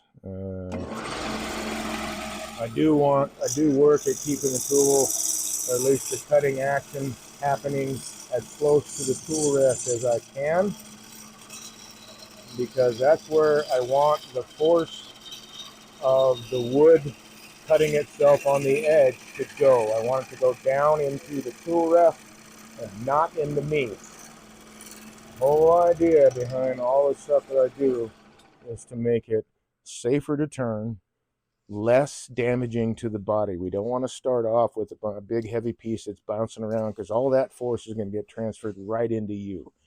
I want to eliminate the vibration, and I want to work with the grain of the wood so that I'm not beating myself up. I want to be able to do this for a very long time. I might have to keep that, I guess. As long as I can physically manage it anyway. And one of the ways to help myself make sure that happens is to start working smarter in the beginning and not beat the crap out of myself. I really, really enjoy wood turning, so I don't want to have to give it up because my body can't take it anymore. I have I have met people that has been a thing, so I know that it's a possibility. I don't want it to happen to me because I didn't take the opportunity to set things up properly to begin with.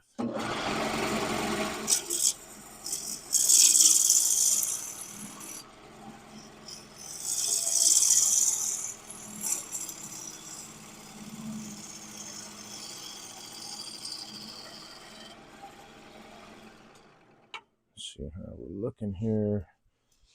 You know, I'm going to take my favorite tool to this, because all that's going to have to come out anyway.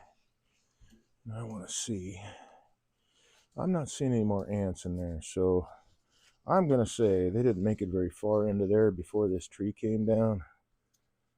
So they didn't build a nest, or so maybe it's not all hollowed out in there, but it definitely was hollowed out all inside this dead wood in the branch. So that's going to be most likely a void in the bowl, and that's okay. That probably will be too, and still okay. I just want a calabash style bowl to be able to capture as much of this really lovely grain patterning as I can. Holy cow, that looks nice. I'm always trying to get the best piece out of the wood, not the biggest piece or whatever. I want to get the best possible piece out of it. So it doesn't matter to me if it's a smaller piece of wood. I've taken large pieces of wood and had to make them this big, because all of the crap, get rid of all the well, I'm not going to say it's not crap wood, but all the wood that didn't do anything for the piece. And so I wound up with a smaller piece because it was the best possible presentation of the wood. So that's what I'm shooting for.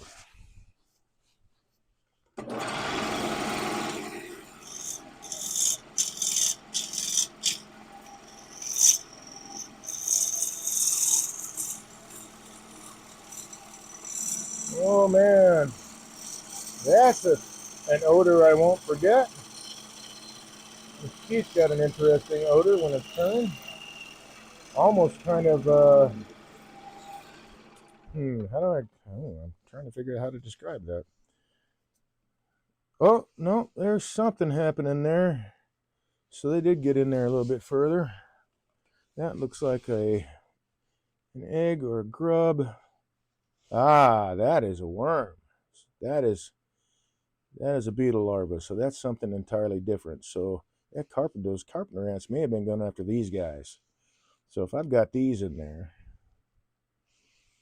then we're going back to, there's possibly some hollow spaces on the inside of this piece. Which, I mean, if it's part of the bowl shape, that's okay. You're gonna turn that part away anyway. Yeah, this is gonna be a void in the bowl, so that'll be cool.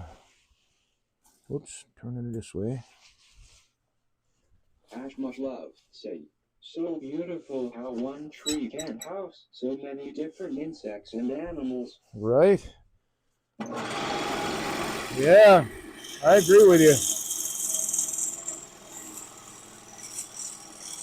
We, as a species ourselves, have a long history with trees. If I am to believe the paleontologists, we came out of the trees at some point. Oh man. Okay, so I might actually be able to save some of this down here too. Maybe some of that natural edge. See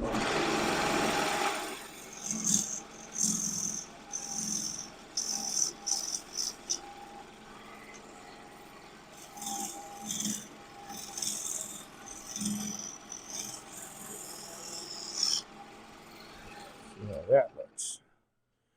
Oh man, that's gorgeous. All this curl in it, all over the place.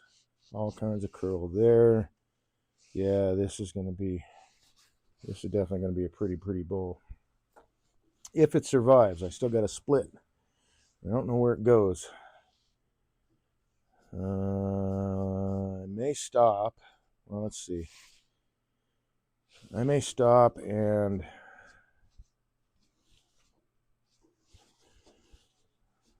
well, I don't have to stop. I can just make the repair now, but it's going to take a while for the glue to dry. So I was thinking about doing a bow tie, but I think what I'm going to do instead is I'm going to drill some holes and then run dowels in there. I think I'm going to do it that way. Maybe. I don't know. Let's keep working. I don't know what we got totally yet.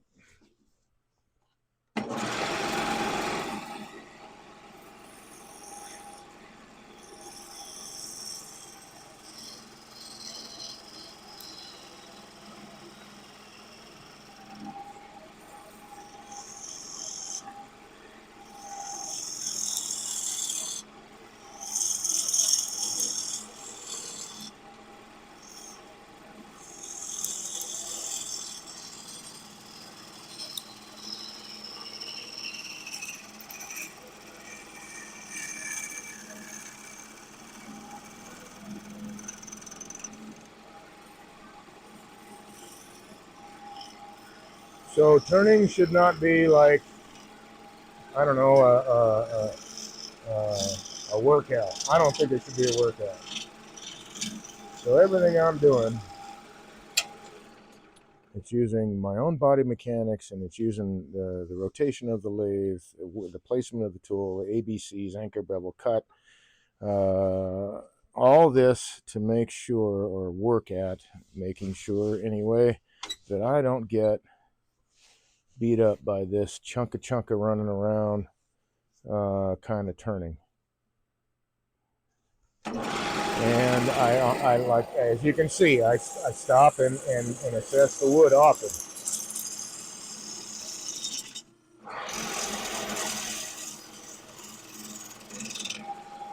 And the only force is pushing the tool. I'm not using my whole hand. I'm just using my thumb. The tool itself is doing the cutting action. I'm only progressing as fast as the tool can cut. It's just thumb pressure. It could be finger pressure. It could be no pressure. Except I'm at a spot where that's not a good idea. Because I got some air cutting there.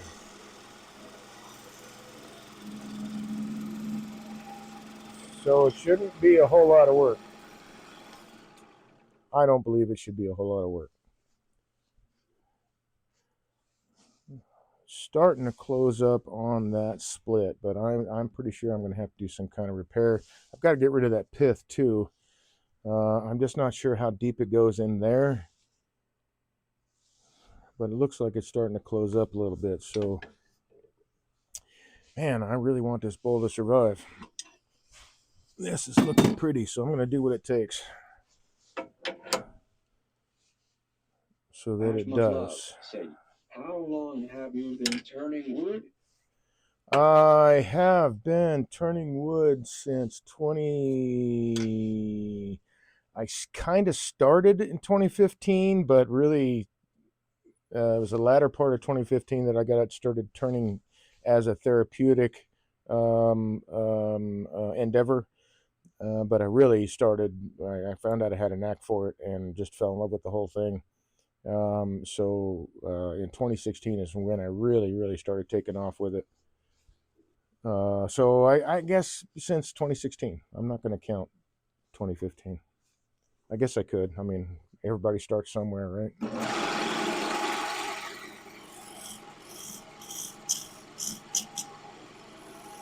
But in that time, I've taken a lot of classes from well-known turners.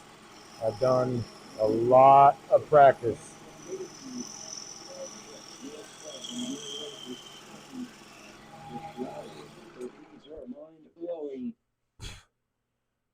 Your work is stiff flowers. Oh, hey, thanks, man. Yeah, I gotta say, I love flowers. I love insects. I love critters. I'm actually working on a sculpture that's a pitcher plant, carving the frog for it right now. In the process of carving the frog for it, but I'll be showing that on this channel. It'll be on my Instagram too, but I'll be showing that on this channel when it's finally done. The pitcher plant, at least the main part of that sculpture, is finished. I got to do the horn vine.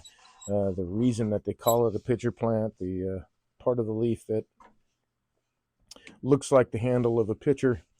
I'm going to add that as a second part, but I'm also carving the frog, so I'm gonna have a frog inside it. I just think I got inspired by Rebecca DeGroot. She did a litter box. She did a lot of carving.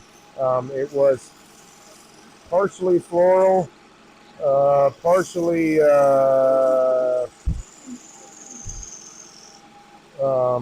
floral, and partially walking. Not walking. It wasn't one of her walking pieces. But it was partially floral and in leaves. So she carved leaves and a couple of flowers on this sculpture, and I just really enjoyed doing flower forms. So it kind of inspired me into doing a pitcher plant for some reason. I just thought it would be cool to do a pitcher plant. So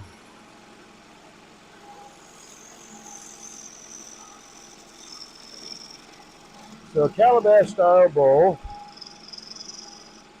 has a sort of flat bottom to it.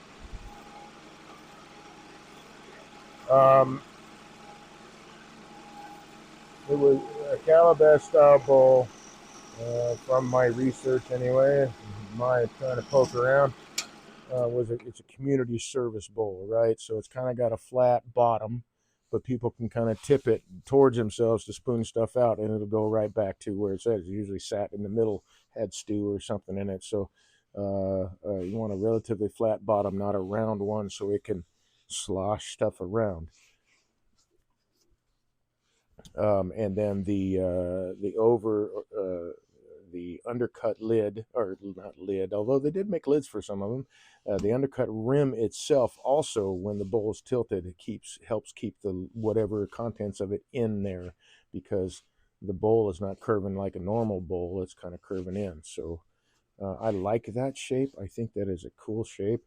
Um, I don't do a lot of calabash bowls, but I really like the shape of it.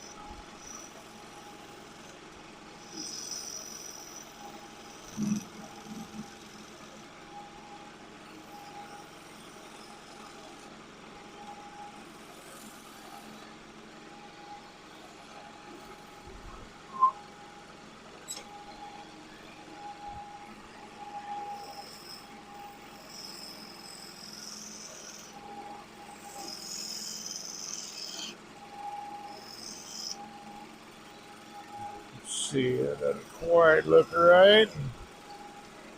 I'll monkey with this a little bit more, but we're getting there. We're getting very close to the shape. I've got some natural edge happening there. All the natural edge from the bottom is gone. That's okay. Actually, now that I think about it, I do need to give myself some way to hold this. Duh. So I'm going to monkey with the shape a little bit more because I need to give myself a way to hold this in the chuck so I can hollow it out.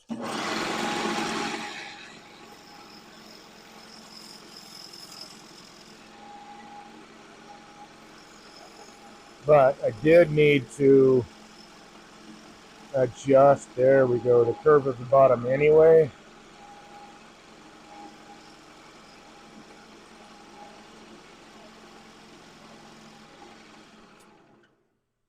And then I'll have to go back.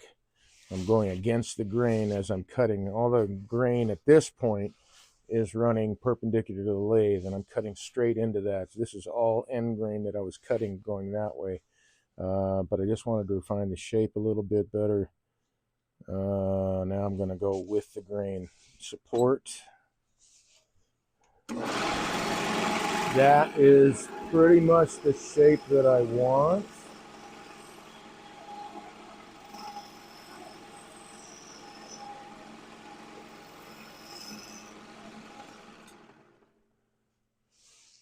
Oh man, that grain, that's really going to be lovely. I really hope this bowl survives.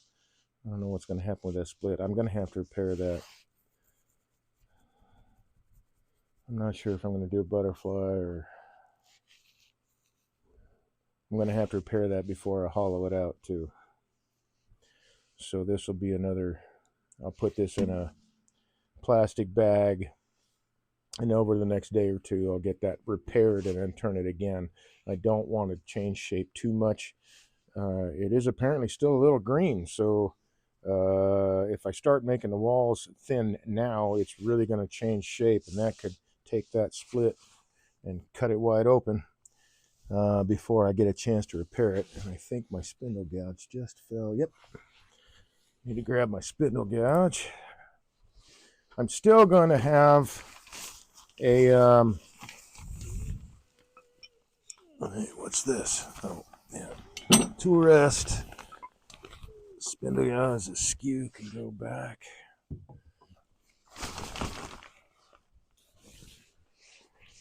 Is that tool dull? Yes, that's a dull tool.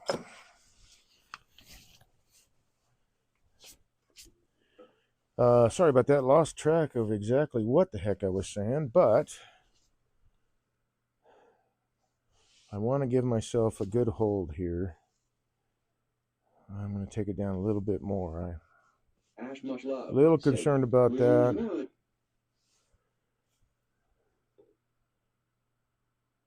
Yes. I agree with you. I think it's going to be absolutely stunning. But yeah, I do want to make the repair before I hollow it out and before it starts changing shape too much. So we'll get that. I'm going to get finish the outside of the bowl. I'm really close to being the shape that I want. And then I will flip it around in the chuck. I'll get rid of that pith because that's part of the problem. The pith is gone here, so you're not seeing splits here. But it's splitting here because that pith is still there, and that's what caused that. So yeah, unfortunately I won't be able to finish the whole turning today because the repair is going to need time for the glue to set.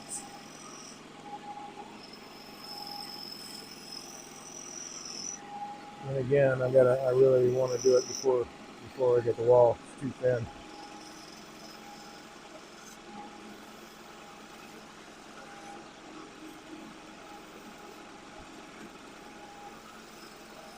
And I don't need a huge foot. To hold it in the chuck, I don't need a huge foot. I just need one that's secure. And that's about enough.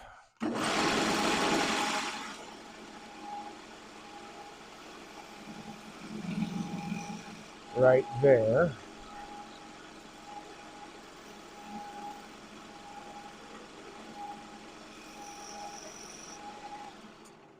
For me to get a good hold with the chuck and then hollow it out. Once I turn the actual bowl, the inside of the bowl. Okay, so that, let's see, make a couple of adjustments here.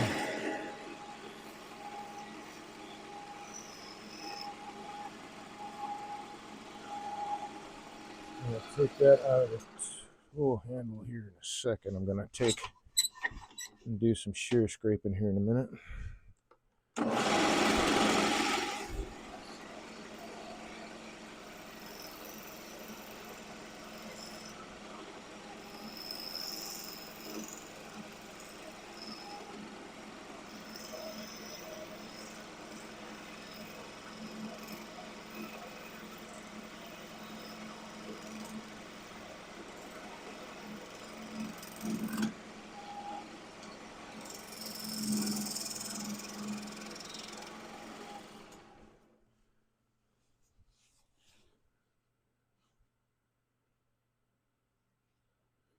What the heck? It looks like there might be a grub right in that pith. I guess we're going to find out.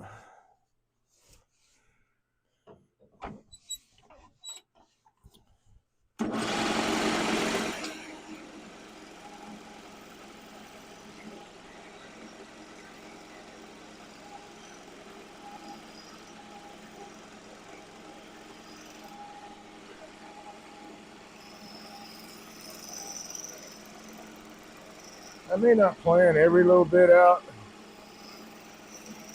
I try to leave room. Actually, I don't plan every little bit out. I want to leave room for adjustments, for to follow what the wood is saying. You know what I mean? When you're reading the wood, I want to follow what the wood is saying to do. So I'm doing everything I can between centers before I have to fix it into place. Once I fix it into place on the chuck, I'm done. I can't go anywhere else.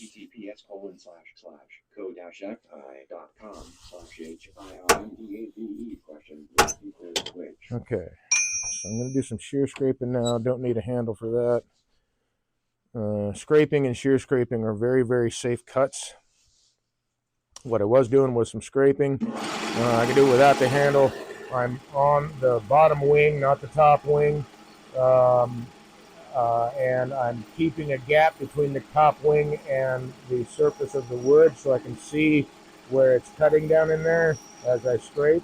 And I'm only using the front half of the tool on the bottom wing. The reason I say it's safe is because you can't get a catch. It's impossible to get a catch with this as far as I'm aware. Because even if that other surface touches, it's not going to do anything. I mean, I'm cutting some of that, I'm scraping some of that wood off, but if that upper wing touches, it's not a dangerous situation as it would be with a pull cut or a push cut. If that top wing touches it, that's a catch.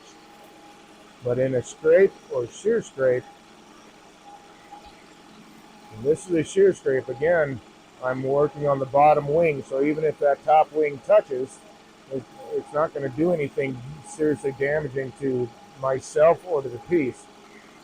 I've got a lot of control. It's a very, very light touch. I'm taking the tool out of the handle so the handle doesn't get in my way, but I feel very confident doing that because it is a very safe cut.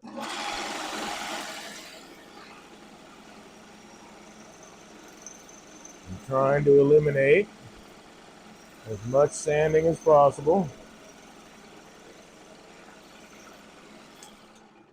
And I'm pulling off these, I mean, really, really, really fine shavings. All this stuff. It's not a heavy hand. You don't want a heavy hand with these things. I mean, you can use a heavy hand if you want, but if you want, you know, I'm refining the surface. I'm not trying to change the shape of the surface that much, so it's not a heavy hand. Again, I'm on the bottom wing. I'm looking down through that gap to see where it's cutting. And these super really fine shavings right here, that's what I'm pulling off. Very, very fine shavings. This leaves me a really nice surface to start with. Once I get through this stuff, I can start at 220 with my grit, my sanding. So that's eliminated already all the coarse grit sandpaper. Less sanding. It's a skill that I think is very, very, very important to learn and practice. I'm not saying I'm not saying sanding is a bad thing. I mean, at some point I'm going to have to sand every single piece. Well, not every single piece. I mean, I can turn a piece like and leave the surface shear straight if I want to. At some point, most of my pieces are going to see some kind of abrasive, and I want to start as high as possible. The higher in grit I can start, means I've already got a better. The less I've got to monkey with the surface. So I've got a really good surface going there. Everything that has any issue with it, and the issue would be like this grain trying. I got it before it got punky, but you can see the little white splotches. That wood was starting to go. So we got this at the right time. But with punky wood, you can get tear out. With all this curl, I'm getting very, very, very small, tiny little tear out in it. It will sand away pretty easily, but I'm trying to follow the direction of the grain. I want to cut downhill to the fibers. I'm refining the surface as much as I can with the tool. I want to leave that as this surface or better. I mean, that right there is a 220 surface or 320 starting sanding. And I usually go to, well, actually, I usually go to 220 and that's it. But if I want to go further, and there have been times where I have gotten myself set up in a situation where I've got the surface before sanding to what I would call a 320 and still gone with a 220 grit. I like the feel of it. If you look at, I know that a lot of people will do different things. Everybody has a different aesthetic. Some people want to go to higher grits than that. I normally don't unless I'm working with resin. With resin, I think you have to go higher to get the surface polish that you want from resin. Yeah, the rest of that sand will sand out really nicely now. Even that's really very, very shallow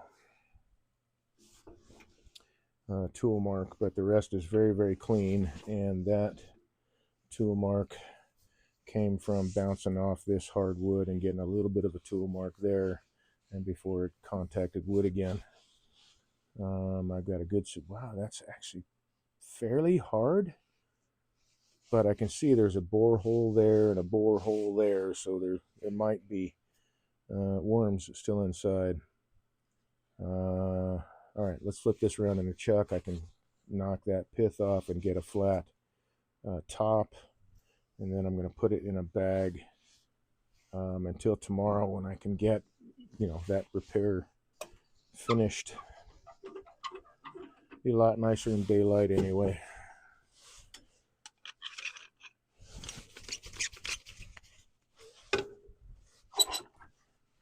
Okay, let's spin this guy out.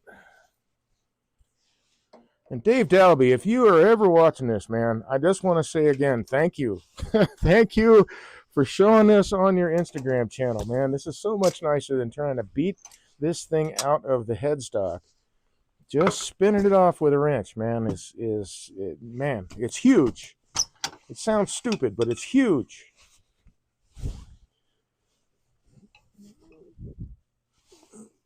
I think Instagram is cool, man. A lot of people sharing a lot of things. I don't think there should be any secrets in wood turning. Who knows, man? The person that I'm teaching or I'm working with might wind up to be a better turner than me, maybe even the best in the world. I don't know. I don't know what everybody is going to wind up at.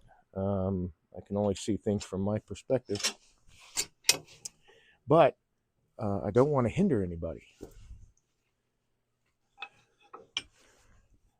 So I don't believe there should be any secrets in wood turning. And so far, I'm going to say 99%, might be 98, 99% of the wood turners that I have worked with, talked to, whatever, believe the same thing. It's a great community in general. There are specific individuals. That's my process. You can never.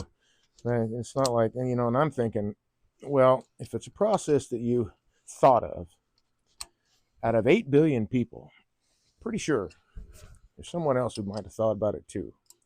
They might not have done it the way you did it, but somebody's picked it up somewhere. It's not so secret that it's never going to be found out. And if it's something that will help somebody else's journey along the way, I mean, I'm a teacher. I mean, I'm not saying that it's a bad thing to get paid to teach what you do and all that. I'm just saying there shouldn't be any secrets.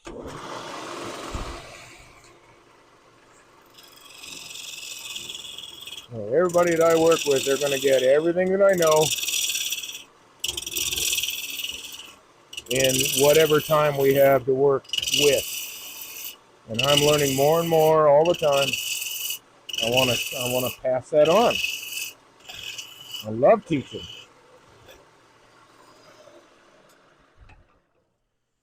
Okay, so did I get rid of that pith? Yeah, not quite. What time are we looking at? 10:40. So we're getting about that time anyway. So what I'm doing is I'm going right through end grain.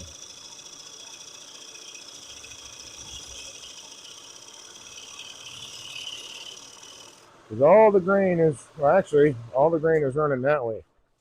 So as I'm cutting this way, I'm going right through end grain. If I cut this way, it's a much nicer cut. Because I'm going with support of the fibers, I'm going with the grain of the wood. I will make cleanup cuts doing stuff like this if I don't have to take off a lot of material. That's less than 1/8 of an inch right there. Because basically I'm making a peeling cut. If I'm going this way, I'm going against or perpendicular to the grain. So I'm making a peeling cut. I want to make a face cut, so to speak, when I'm doing the bowl. So I'm going to start hollowing this way and going perpendicular to the grain instead of parallel with the grain. If I'm cutting parallel, I'm cutting a lot of end grain.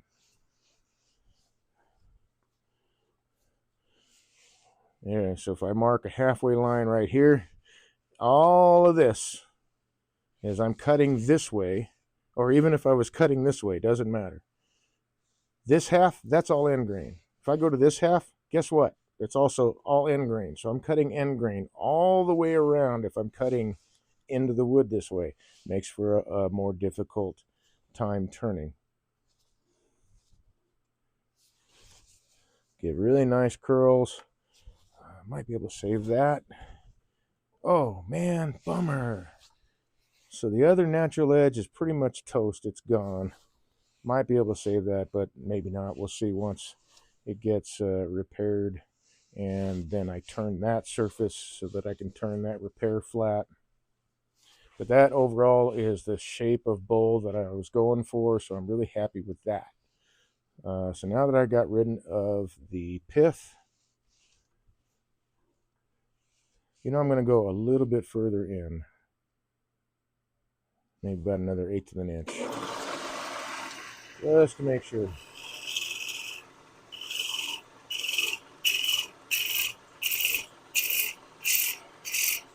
A lot easier to cut.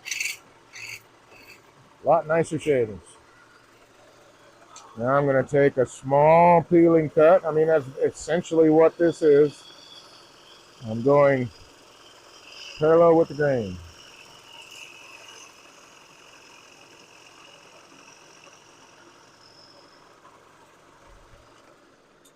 On like a rim, it's not such a big deal because you've got, a thin, in my case anyway, a relatively thin rim. I don't make wide rim bowls usually, unless somebody specifically asks for it.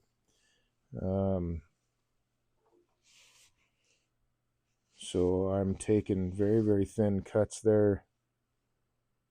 I've got a little bit of tear out, but that's because I was going against the grain.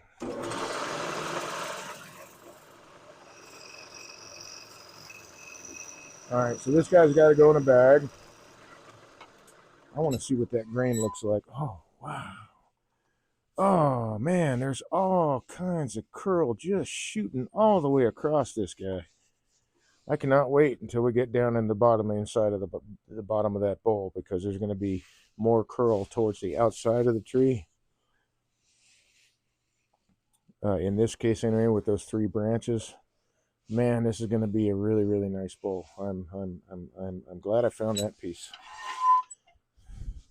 You could have been a hall form, dude, but you're not. You're a bowl. Thank you very much. We'll see, like I said, if it survives the drying process. Really, I mean, the only way to be sure to eliminate that is to take the diameter of this guy down and completely turn that away. I don't want to do that. I want to save as much of this as possible. So if I can save this bowl with a repair, I'll do it. If not, then ultimately that's what I'll do, is I'll turn that away. I'll get rid of it. I don't want it to split the whole bowl in half. I'm gonna miss these features. That's gonna be a bummer, but if that's what I got to do, then that's what I got to do. So I'm gonna grab a plastic bag. I should have one right over here. Yep. And I will work on this piece tomorrow before I stream. I don't know that the glue will be set by then. I probably not, but at least I'll have it ready to go for next week. Or nope, not gonna wait that long. It's green wood, I'm pretty sure. That's mighty cold.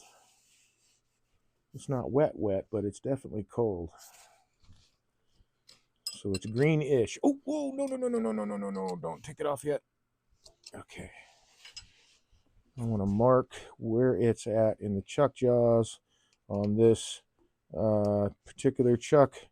I choose, I choose a hole that's near where the wrench goes in, whatever tool you're using to tighten and loosen the chuck. And in this case, it's jaw 1 and jaw 4. On some other chucks I have, it's jaw 1 and jaw 2. But I always have jaw 1, wherever jaw 1 is closest to where the chuck gets manipulated with the tool. And that's where I'll mark it, so that when I put it back in the chuck, I stand a much better chance of starting it off with it running true than not, because I'm getting it back into the same spot. So I just had it out of the chuck. I just put it back in. This probably won't make much difference because, it hasn't had time to move much. But that's still running pretty true. So that's what I want to start off with next time I get to this bowl. Man, I can't wait. Let's take a nice look at this here. So we see we got spalting started. And that's not the piece I was looking at, so I'll look at it on the other side. So this spalting is started. We've got some dark lines coming in from the fungus. This is maple, so this particular white bleached out part has already been attacked and drained, if you will, of anything other than cellulose, I'm thinking, because that's going to start to go punky very soon in the breakdown process as this wood starts to break down. It's not going to do that anymore because I've got it out of the log, but and we're going to dry it out to stop all that process. But all of this kind of stuff, that would become punky wood. It would go first.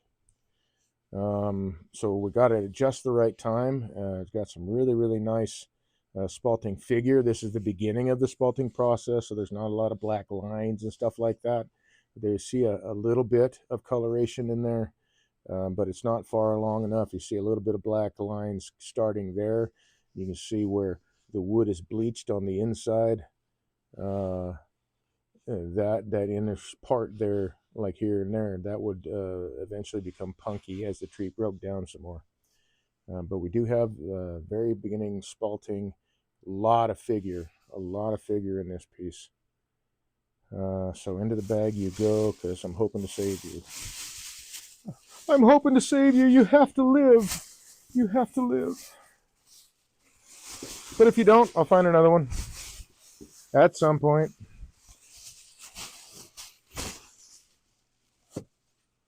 I don't want to have to, but I will. Because every time I do, it's like Christmas. I don't know what's inside until I open it up, and then I'm always surprised. It's like Christmas. Wood turning is awesome. I don't want to trade it for anything, man. Beekeeping is also very, very, very awesome. I wouldn't trade that either. I mean, talk about getting like instant gratification met. You know, in a very short time, I can have an entire bowl turned, and boom, I have what I was wanting within a very short time. It's taken a lot of practice to get to this point, and I'm not going to stop practicing. Let's go to the main camera here. Come on. Oh, it's because you're clicked over here. There we go.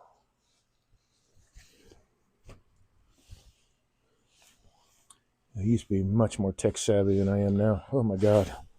Spent much, much more time turning and beekeeping than I have trying to maintain my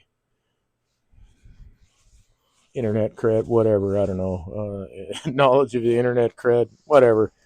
I've spent more time doing this. So now I'm working on looking to hire somebody to help me learn how to market, man. So we've had a couple of interesting things happen today.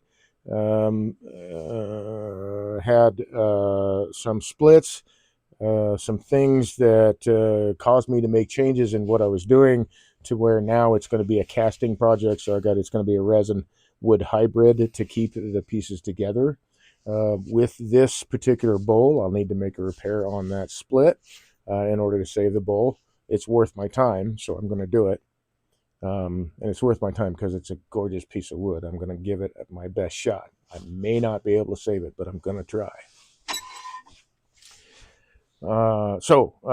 For those of you who may have come in at the end, my name is Dave. I'm a wood turner. I'm a disabled veteran artist and beekeeper.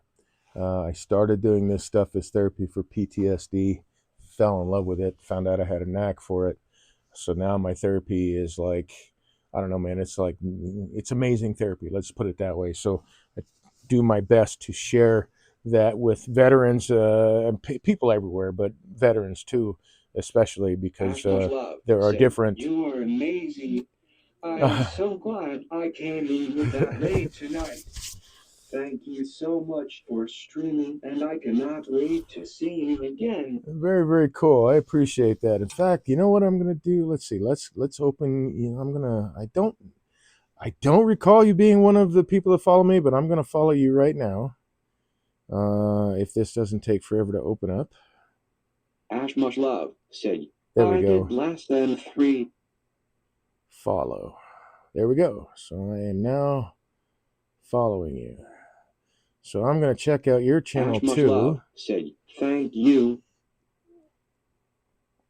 Let's see if I can get back to regular chat. I'm still learning how to do this stuff, man. Goodness. Oh, that's why, because I've got to move the whole. Okay. There we go. there was a window opening up behind the chat window, but it was larger than the chat window. So I had to scoot that window over to get the VX to close it. But I'm following you. So thanks for coming out tonight. That's very, very cool. I stream every Tuesday and Wednesday. I'm going to add a couple more days. But I stream right now every Tuesday and Wednesday, 8 to 11 Eastern Standard Time. So thanks for joining me.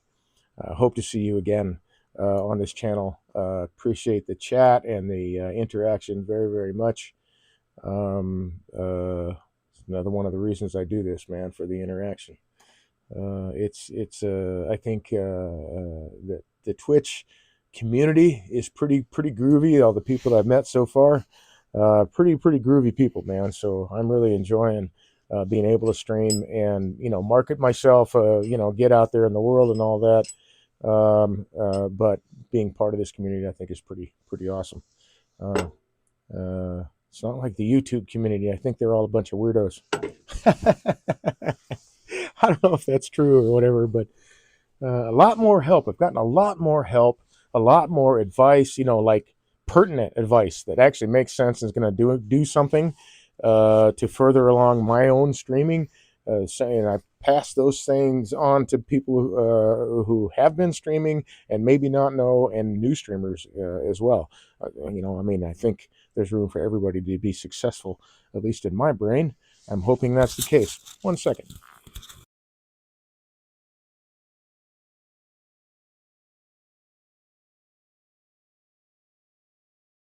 Had to blow my nose there. Sorry. Ash Much Love said 100%. I agree. So cool. Anyway, as I was saying, if you got here late in the game, my name is Dave.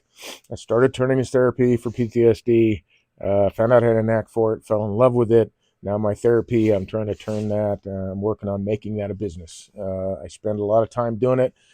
Why not get paid for it?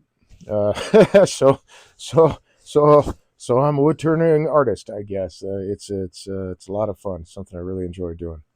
But I really enjoy teaching. Another reason I started this channel to become a better teacher, a better demonstrator, make contacts, all that stuff. But I don't know, man. I think actually I do know. Over the table, over the bench, over the workbench, over the lathe, whatever, man. There's like this whole open field where people are able to communicate, like over a lathe, over a chunk of wood, or whatever. It's like they're not focused on themselves so much. You know what I mean? So they're talking about another subject and something that they're engaged in, and then you start to get that vibe together, and everybody kind of, in general, everybody kind of starts to get that same vibe. And I just think just being in the wood turning community is pretty awesome. I really enjoy it. As you can tell, I do it a lot. To turn a lot. Having said all that, I'm going to go ahead and end the broadcast. I've got basically about 5 minutes left on my normal broadcasting time anyway. I'll be back again. You are such a beautiful soul. Oh my God, I love it here. And yes, you did great at teaching while working tonight. Thank you very much. I really appreciate the feedback. That helps me out a lot. I'm always trying to improve the channel. Even I've got a coffee stream bot. It shows up in chat, so I really don't need to say anything about it. But it's how one of the ways I raise money to get cameras and stuff like that for this channel. I want to put a camera by my grinder over there so people can see how I sharpen. Right now, I just got the 2 cameras for the lathe, and it'll work over time. It'll get better and better and better. But that's one of the focuses for my broadcast, is I want this to be as professional looking as possible, but I always want this to be like an open, safe space, right? People can say whatever. I do my best not to take anything personal, because words are just words. Even though emotionally I still react. I'm a human being. I do my best not to overreact emotionally. But the feedback is very, very important, and I think it's important for every channel. But that communication pit where we're not speaking different languages anymore. That's awesome, and being able to do that over the lathe, over artwork, beekeeping, whatever, where the focus isn't you in your own head. It's what's in front of you and here and now. That's what I'm striving for. Um, and hopefully I get to foster that in other people as well. So, having said all that, I'm going to say peace. Thank you very much. Hope you all stay friendly. I hope you enjoy the rest of your night. Thanks so much. Thank you for the raid and the engagement. It's been very, very cool. Yeah, thanks a lot. I hope to see you all tomorrow night. I'll be back again at 8 o'clock Eastern Standard Time. Great night, Dave. And again, 8 to 11 Tuesdays and Wednesdays. And as my schedule increases, of course, those people who follow will get the notifications. Those who don't follow and happen to fall in, they'll find out when they fall into the broadcast. And Ash, much love. I hope you also have a great night. I hope to see you all soon. I'll be back in. Take care. Enjoy.